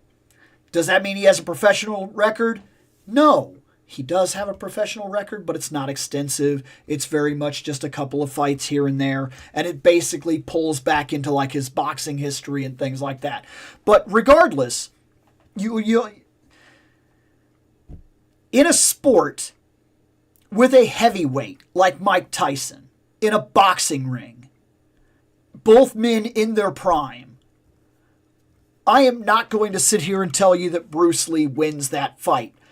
All Tyson needs is to corner the ring one time one time and get one lucky punch, regardless of how conditioned a man is.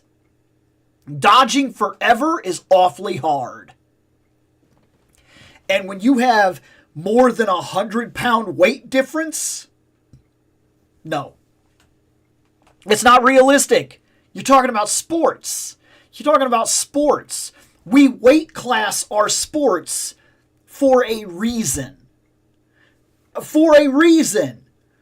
In fact, if you've ever seen it, where like they allow like two featherweights or welterweights or whatnot to fight a heavyweight, like they put them in the ring all at the same time in like MMA settings and whatnot, and this one big dude will just trash both guys at the same time because they can't do enough damage to take him out.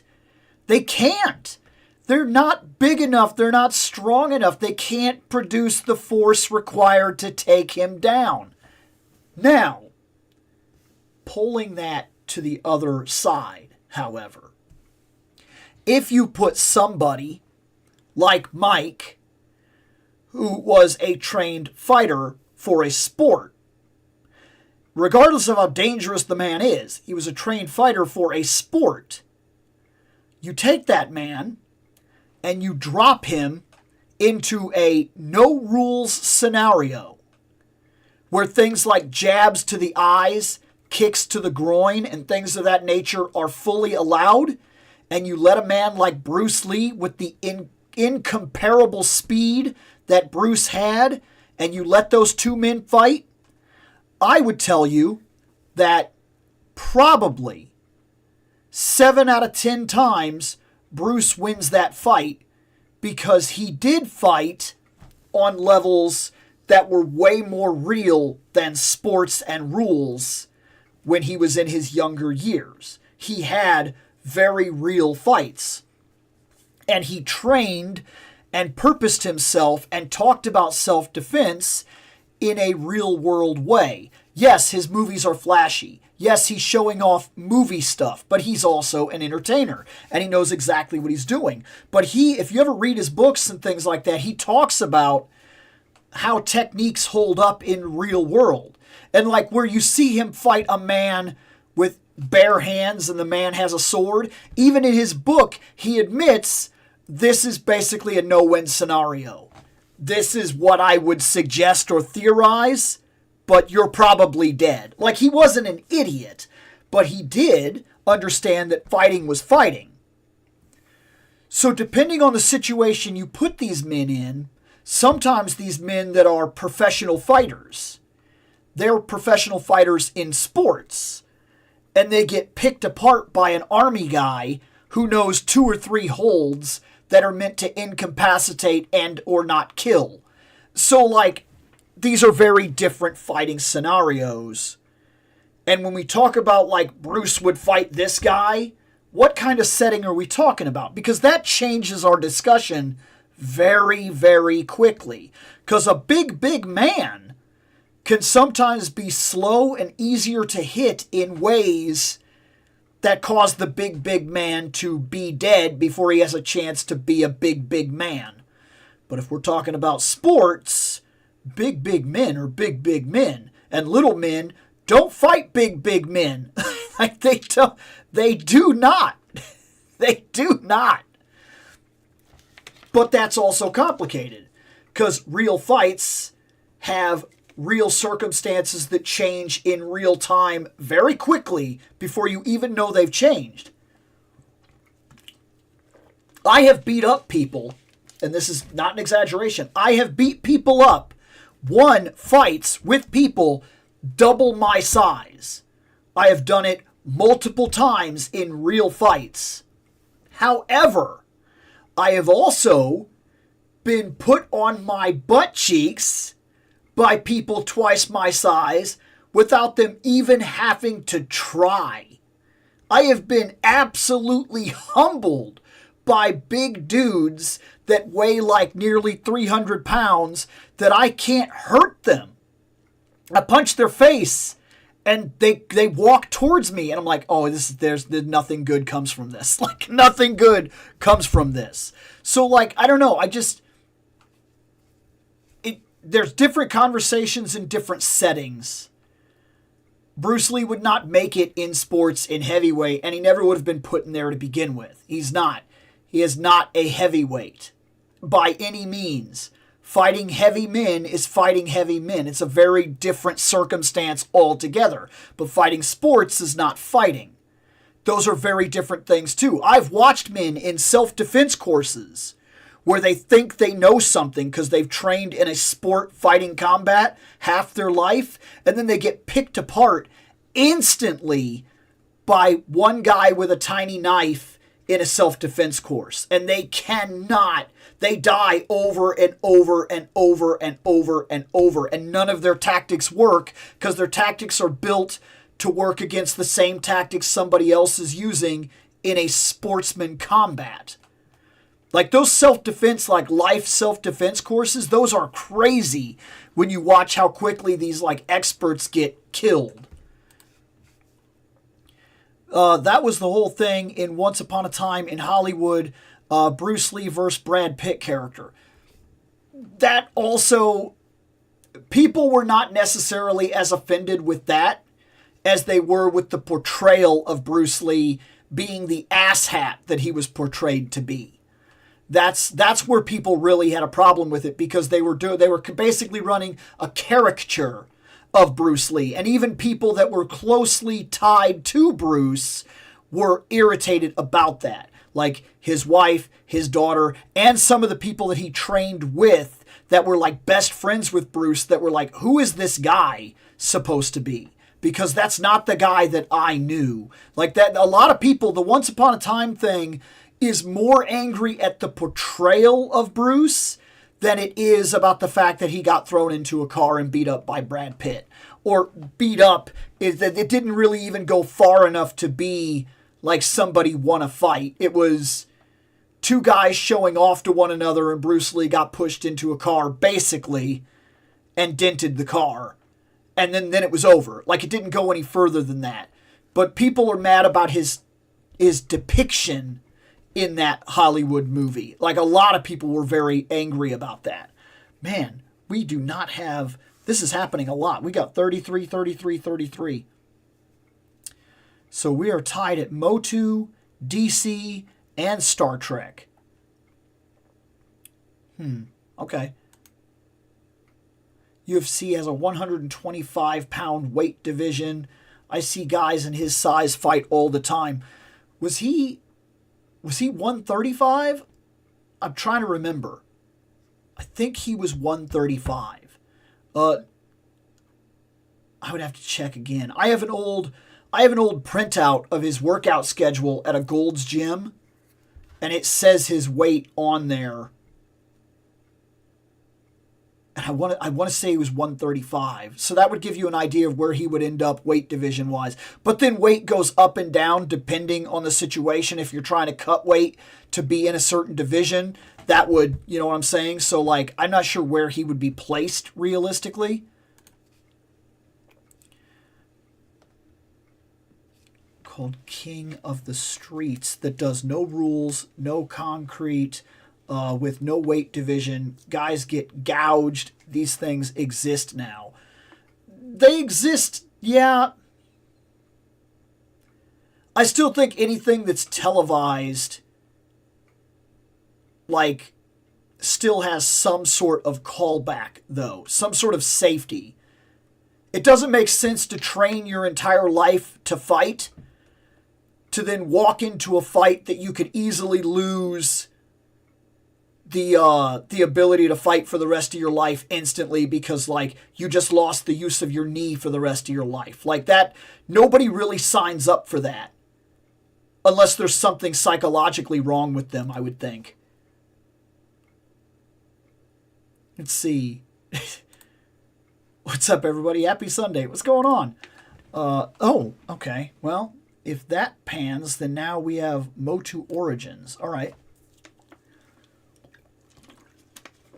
So let's check that. We haven't got a Motu win for Origins in a while, so let's see what we even have.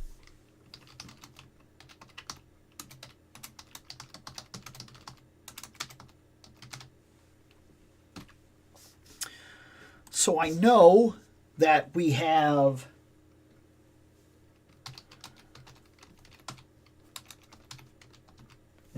is it you know, it's A.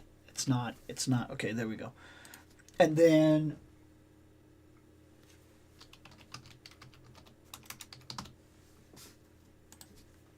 what else is sitting over here? You oh, okay.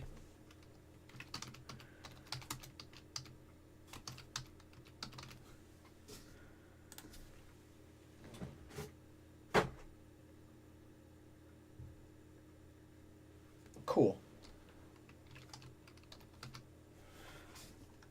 That's what I've got. That's what I've got. Thanks, man. What's going on? Yeah, we haven't seen Motu win much at all lately, like at all, let alone it be Origins, Masterverse, or Chronicles, which kind of surprises me because for a while there, this show was doing pretty well with Motu, and then it like fell off. I noticed that DC seems to win a lot. That seems to be very common lately because I'm going back doing a lot of the editing, and I noticed that DC goes off the show quick.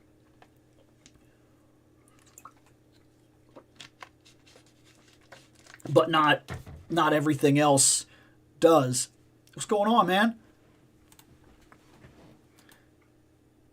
I think the things that seem to run the most, that get easy votes, is Marvel Legends and DC. They get easy votes.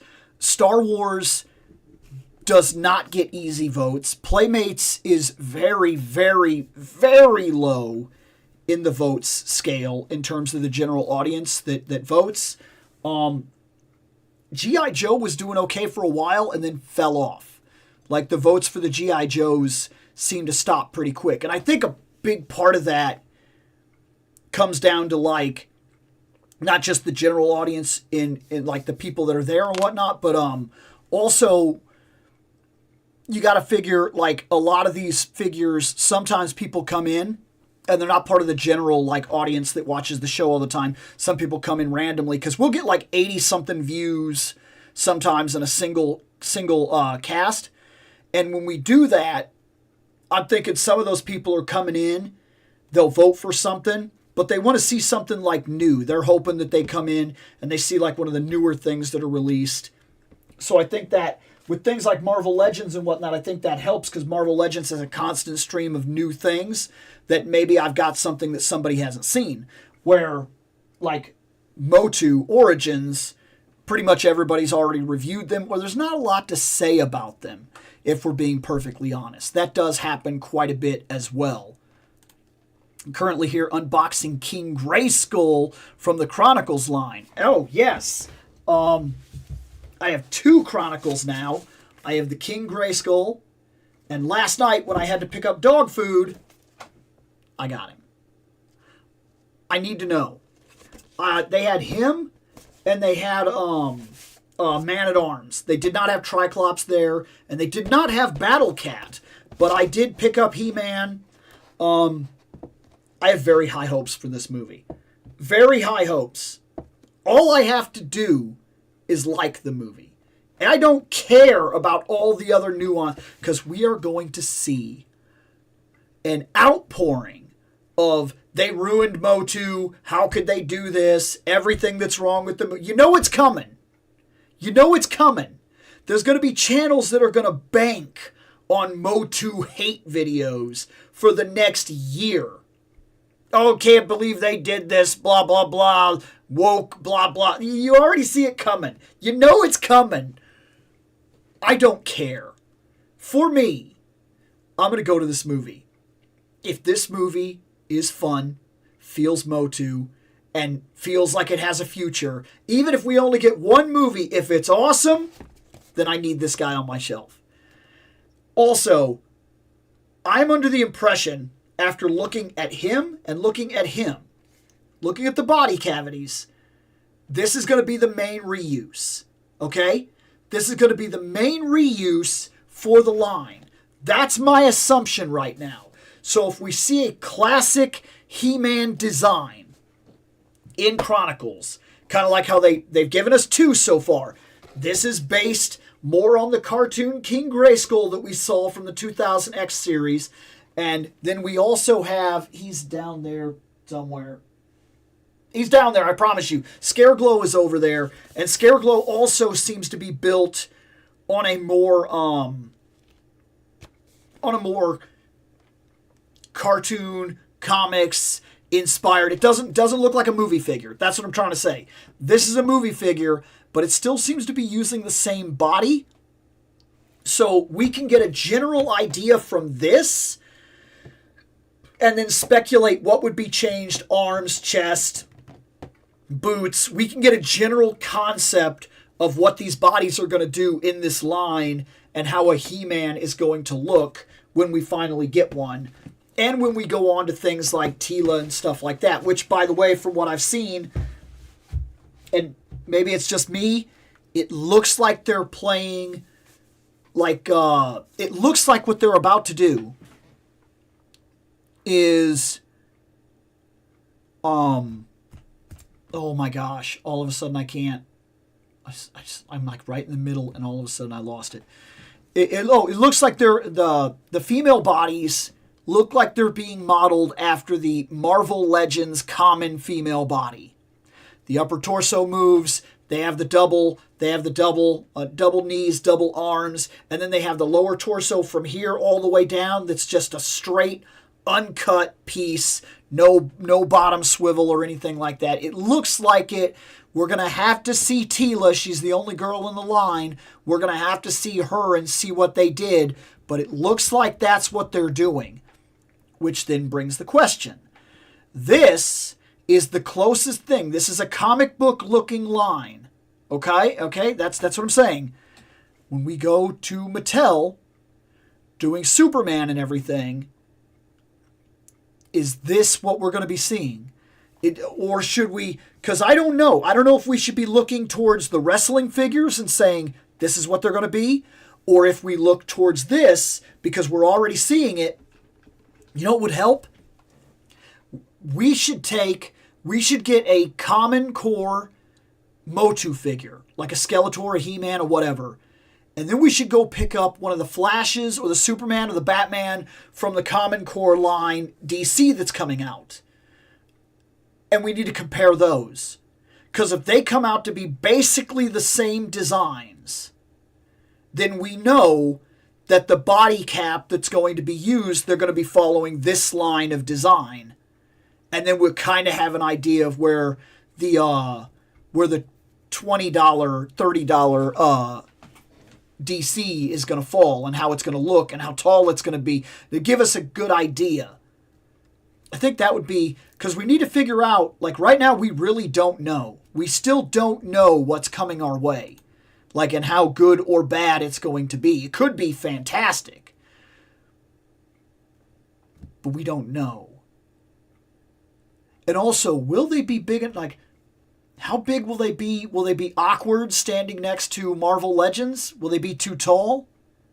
Will they be just about right? Will the body cavities be too big because they want to do big, giant, man-chested comic book characters? Because a lot of Marvel Legends, they kind of tone it down a little bit. Even the comic book variants are not like as crazy as a 90s like comic book built guy. You know what I mean? I don't know. It's really going to be interesting to see what happens with Mattel, and if Mattel can go running with this and create something that's absolutely fantastic, or if we're all going to be really missing McFarlane. I am honestly curious of that. Like, very much. Battle Cat is amazing. That's good news, actually. My wife's uncle told me something along those lines that he... okay, yeah. My wife's uncle told me something along those lines that He-Man looks pathetic. Told him STFU and let me enjoy it. I'm incredibly hyped for this movie. What? I've heard that He-Man's too small, stuff like that. I'm not worried about that. He's bigger than I am. I'm not that guy. And I'll bet all the people that are currently talking crap about it aren't nearly He-Man size either, so calm down. Like, I'm sorry, but a real person has to play this role unless you want He-Man to be the Hulk. And we're just going to have a CG He-Man. Is because that's a different argument altogether. I personally don't want that. I don't want He-Man to transform and just be a CG man. I want to see the guy that's playing He-Man. Personally. Me personally, I'm done with DC once Todd is done. I just don't feel like starting all over with... No, I get that. And this wouldn't be the first time either. Like, DC has done this over and over and over and over. About every 5 to 6 years, the person that currently has DC drops off, and then somebody else takes over, and you start all over again. Like, and it's kind of getting old. How many times can we do this? Now, of course, there's going to be plenty of collectors.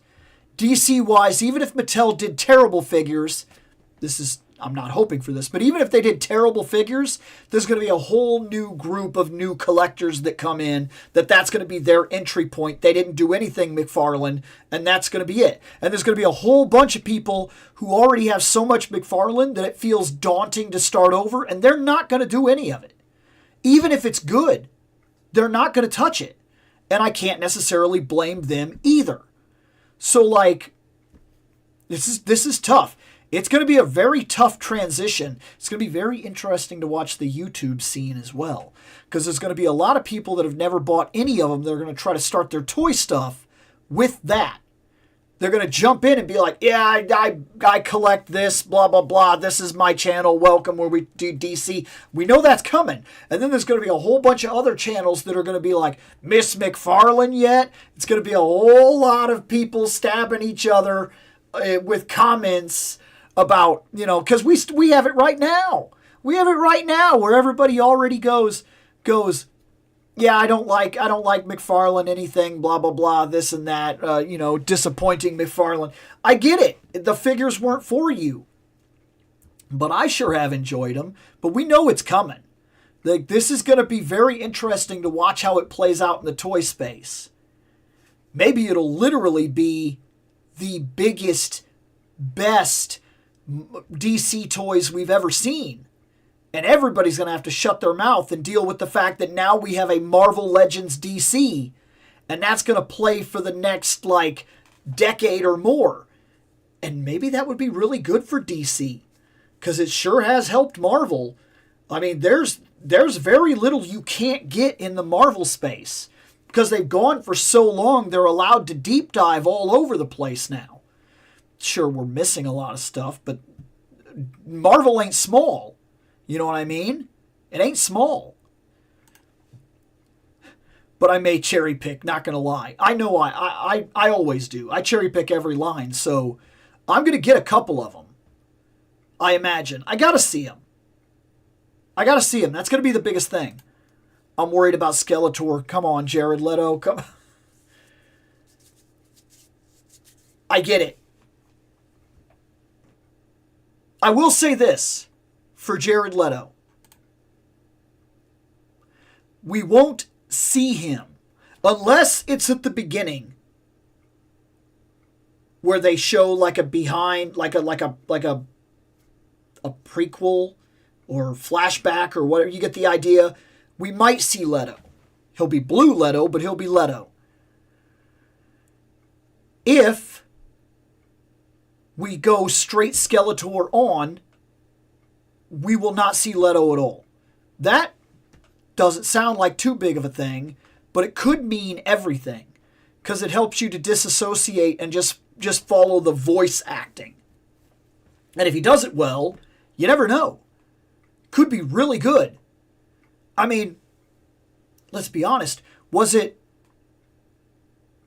Weird Al that played Professor Pig in the Batman was it the Batman movie, was it Batman versus Robin, the DC animated movie? Wasn't it Weird Al? You don't see Weird Al. So you never have that association. You focus on the voice and the way that it feels via the character. You know what I'm getting at? So it doesn't feel weird that Weird Al is Professor Pig. Like, you just kind of let it go. Like, oh wow, that's actually better than I expected it to be. Am I right about that? Is that the one I'm thinking of? Because I feel like I'm remembering that.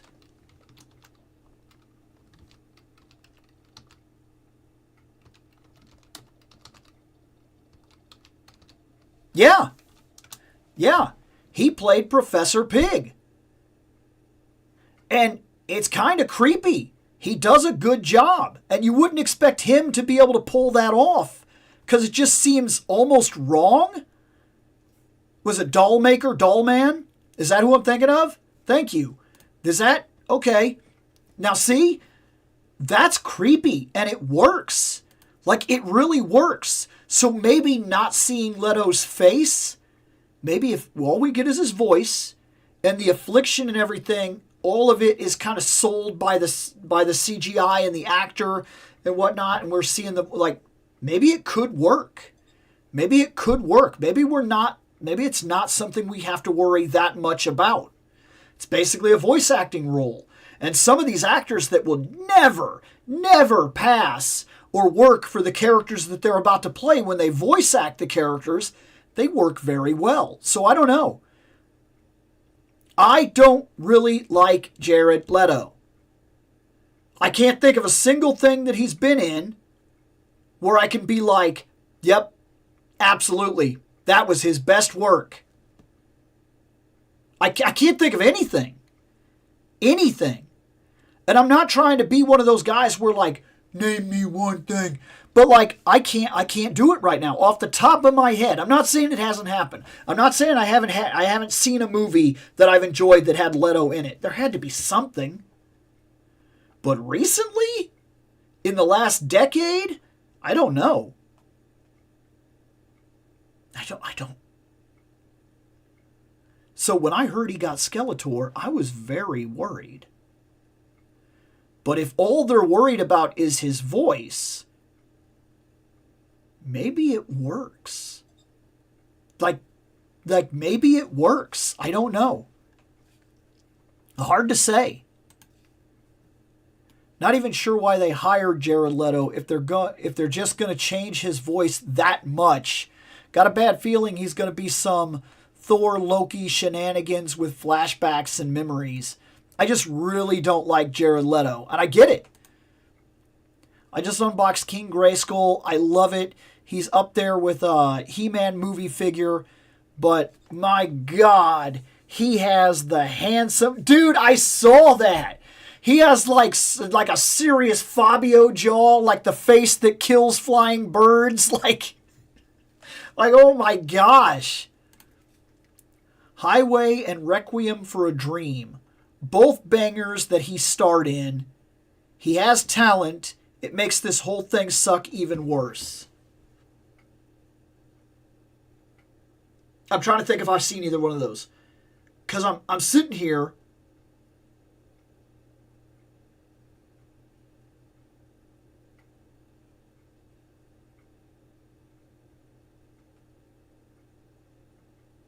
I can't. Have I not seen either of those? Did I never see Requiem for a Dream? I don't think I have. Like, because I'm trying to picture it in my mind, and I can't picture it. I don't know if I've ever seen it. I don't think I've seen either of those movies. I will mark them down, because now I'm interested to see them. I tried to like his Joker. I couldn't. Don't feel bad. Almost nobody could. Requiem for a Dream was his best role. That or the pretty boy in Fight Club. Panic Room. Highway is not a big movie. He co-stars with Jake Gyllenhaal. Requiem for a Dream is an all-timer, but a downer, though. Urban Legends. I wonder if I just don't see Leto movies. That really makes me wonder now. If I've just never seen Leto movies. Like, because I'm not recognizing... But I'll also say this. My amount of movie watching has dwindled substantially over the last, 6-7 years. Like, it really has. And even before that. Because, when we started Fandom Night, Reploid Productions, almost all of my time went into that. Like, in a way that people do not understand. Like, I've still got games, video games, on my shelf that were bought while I was doing Fandom Night from over a decade ago for the Xbox 360, PlayStation 3 era that are still wrapped. I have PlayStation 2 games that have never been opened and never been played because, I constantly told myself I'll get to those, but instead I got to editing, doing shows, taking trips, watching the shows that I had to watch because we have to do the editing, because we have to do the review.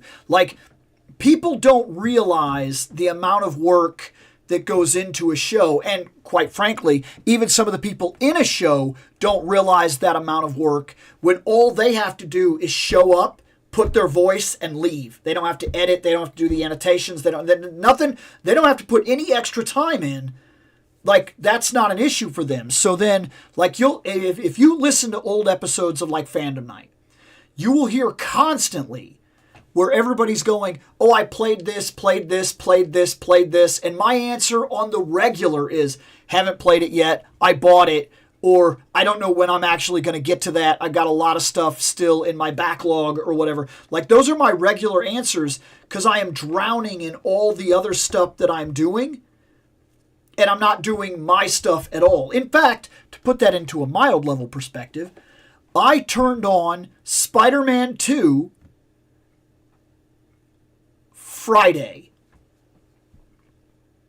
Just now. Friday. I'm just now starting to play it. And the only reason I turned it on is because I have a 3-day weekend.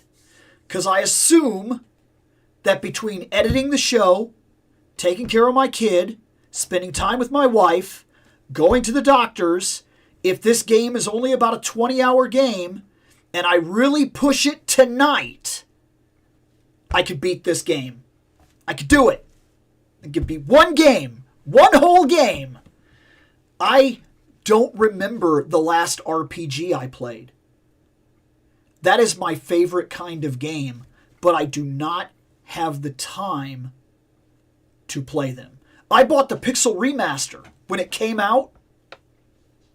I beat Final Fantasy 1, 2, 3, 4, 5. Final Fantasy 6 is my favorite game. It's one of my favorite games of all time. It's not a joke. If I did a top 10 favorite games ever made in the history of all video games, Final Fantasy 6 is in there. I didn't play it. I didn't have time. I went on and did 20 other things, and then by the time I was going to go back to it, I'd lost my... front mission? Didn't beat it. Played seven skirmishes. That's how far we are. 7 skirmishes. Haven't touched it since. Haven't touched it since. 7 fights. That's how far we are. With all the stuff that I do the show, I do the editing, I do the annotations, I do the comments, writing back to people and things like that. I do the social media. I do the pictures and whatnot. I set up the room. I take care of my kid. I spend time with her. I spend time with my wife. I work on the house. I do the yard work. And then I, of course, go to work. And I go to work for more than 40 hours. That's the thing that also has to be stated. I do not have a 40-hour-a-week job. It's more than that. I'm there most Saturdays. And I'm also there a good portion of the time they will force 10-hour days minimum, sometimes 12-hour days, depending on the situation if it's really, really bad. So, like, between all of that, I love games, but I am so far behind. And movies and shows have fallen into that category where, like, I have to pick what I'm going to do. And I'm like, I would like to open a thing or see a thing or play this game or watch this movie, like, or see this show. It's not realistic.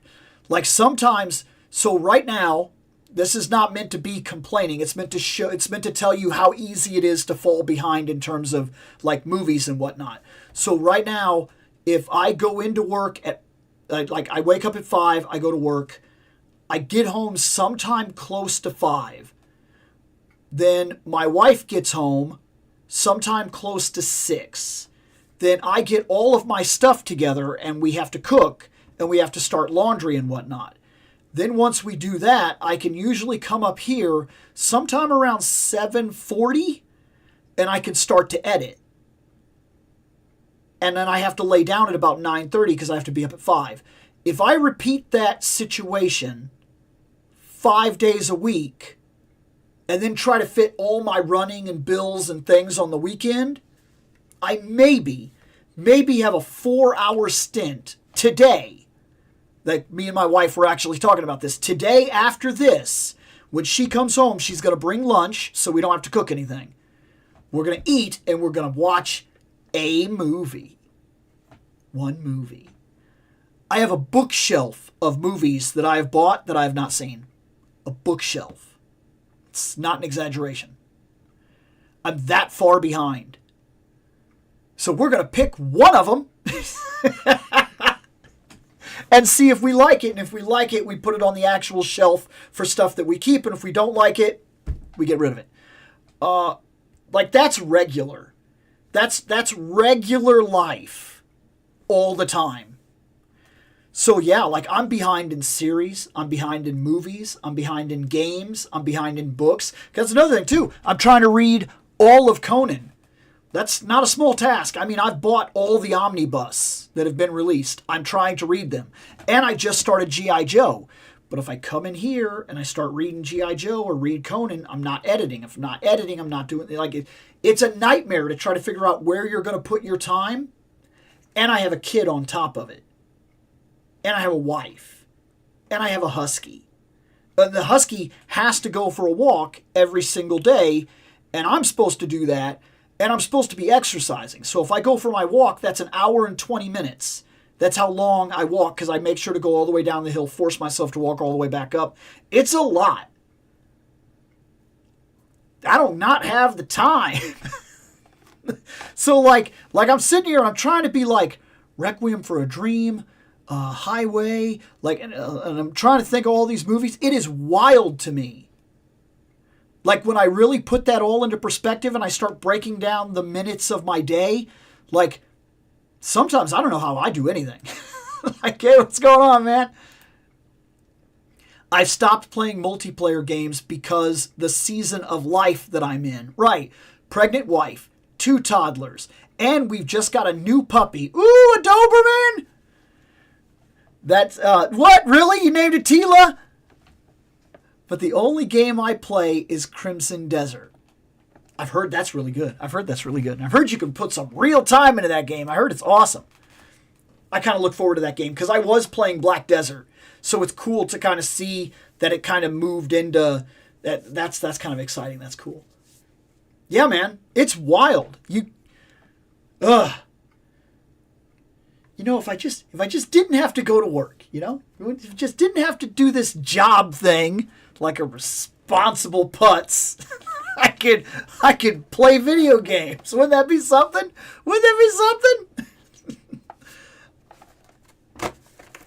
Web store, cartoon version. Why? Because the one they had.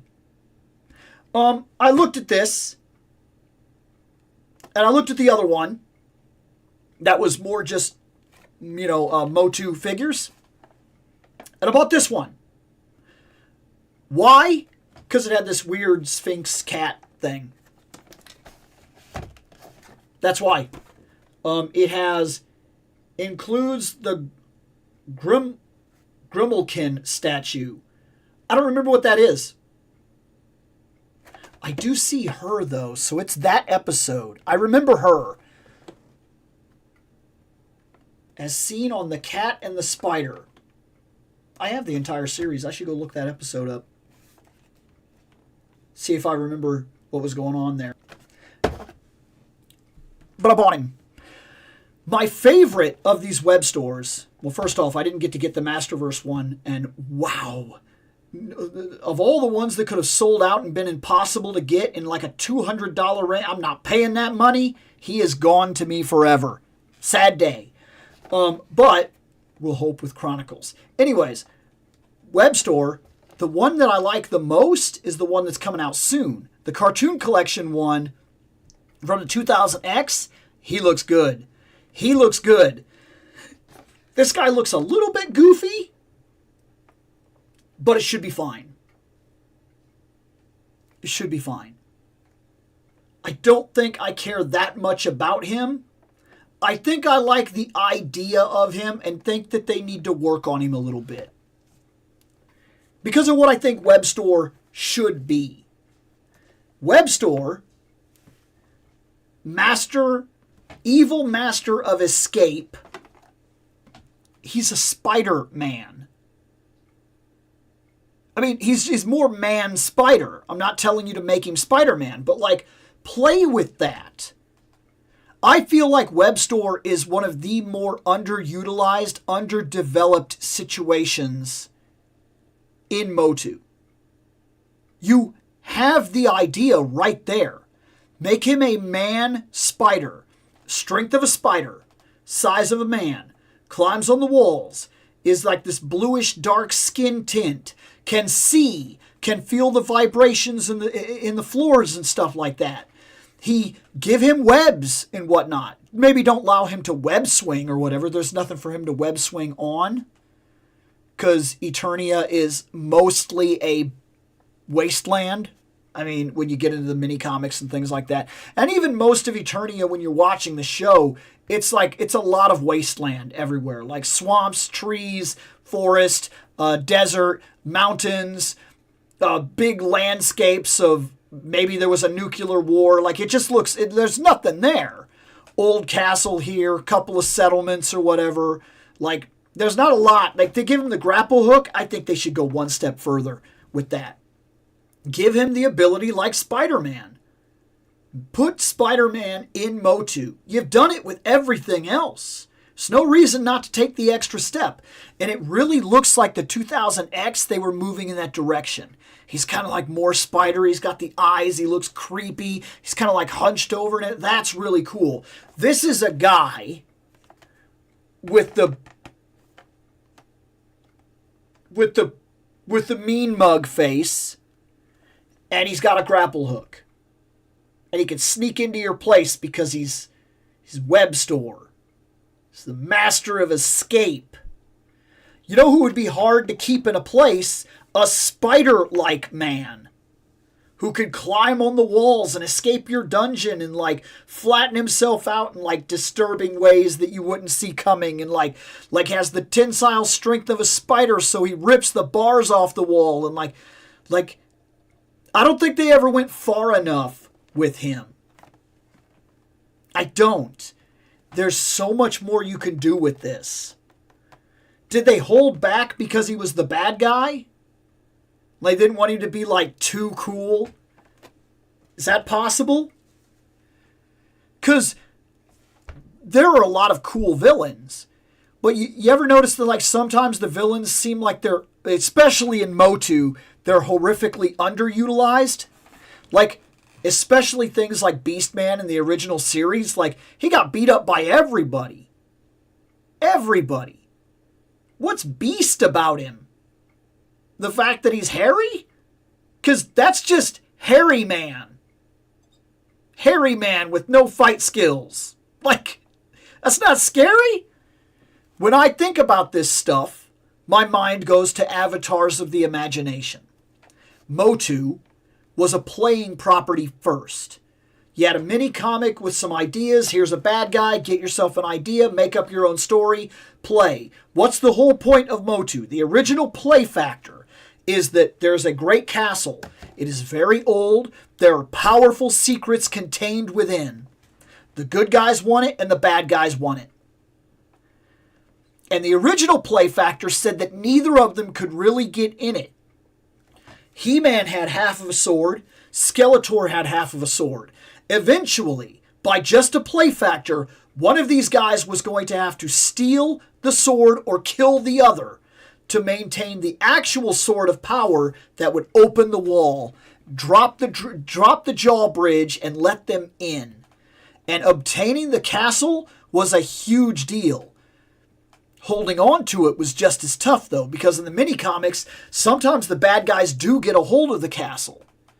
But they don't maintain it, because just simply having the secrets doesn't even mean you understand them. You can't necessarily make full use of it when you have it. And a lot of times, when you went to things like the cartoons and some of the easier comic books, you would dumb down the bad guys.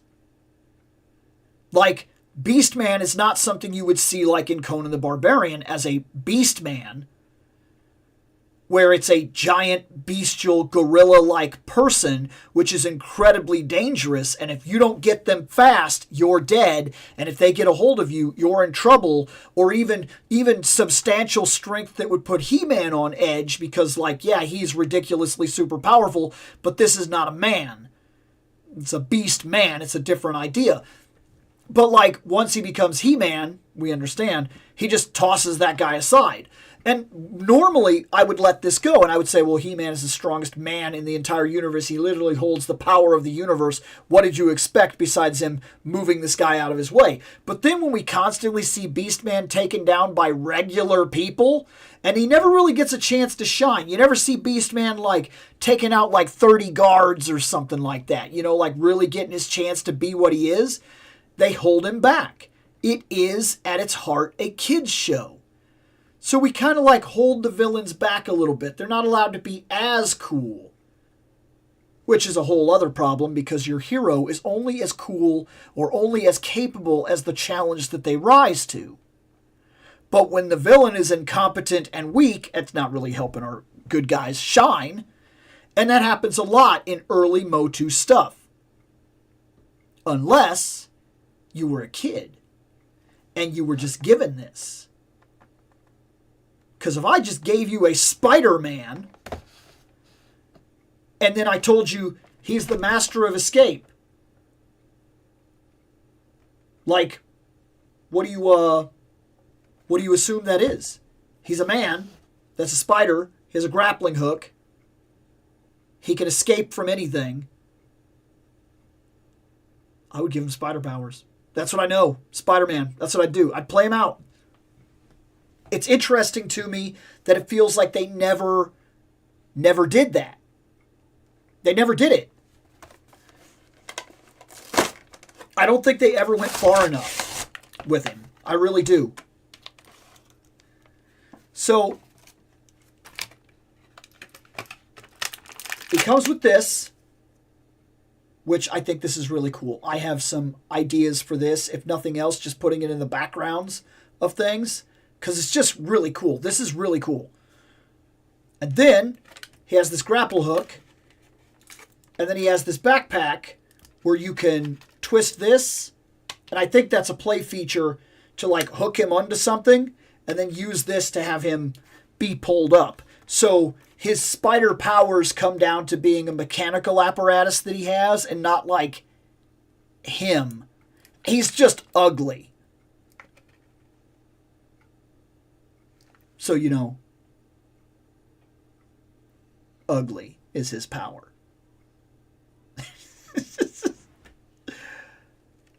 I would open this up. And I'm going to. But, like, not right now. Here's the reason why. I'm going to show you what he looks like. And we talked about him. And I talked about everything that I have to say about him. But let's be honest about something. I could cut him out and I could look him over. He's blue He-Man, monster feet, that head. That's it. I don't have a lot to say here in terms of that because of what he is. That's what he is. He's nothing more complicated than that. Motu Origins, for the most part, is mostly reuse. I don't need to show him to you. If we were opening up something like Vipor, I would open him and we go through the whole idea because of what he is, and we discuss it. But like, I'm not going to take up a whole bunch of time here to explain it.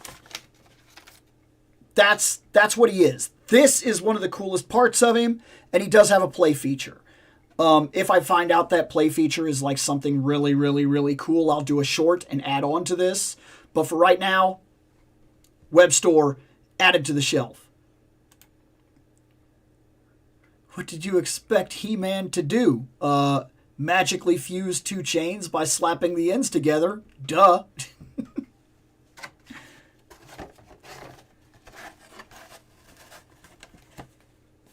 But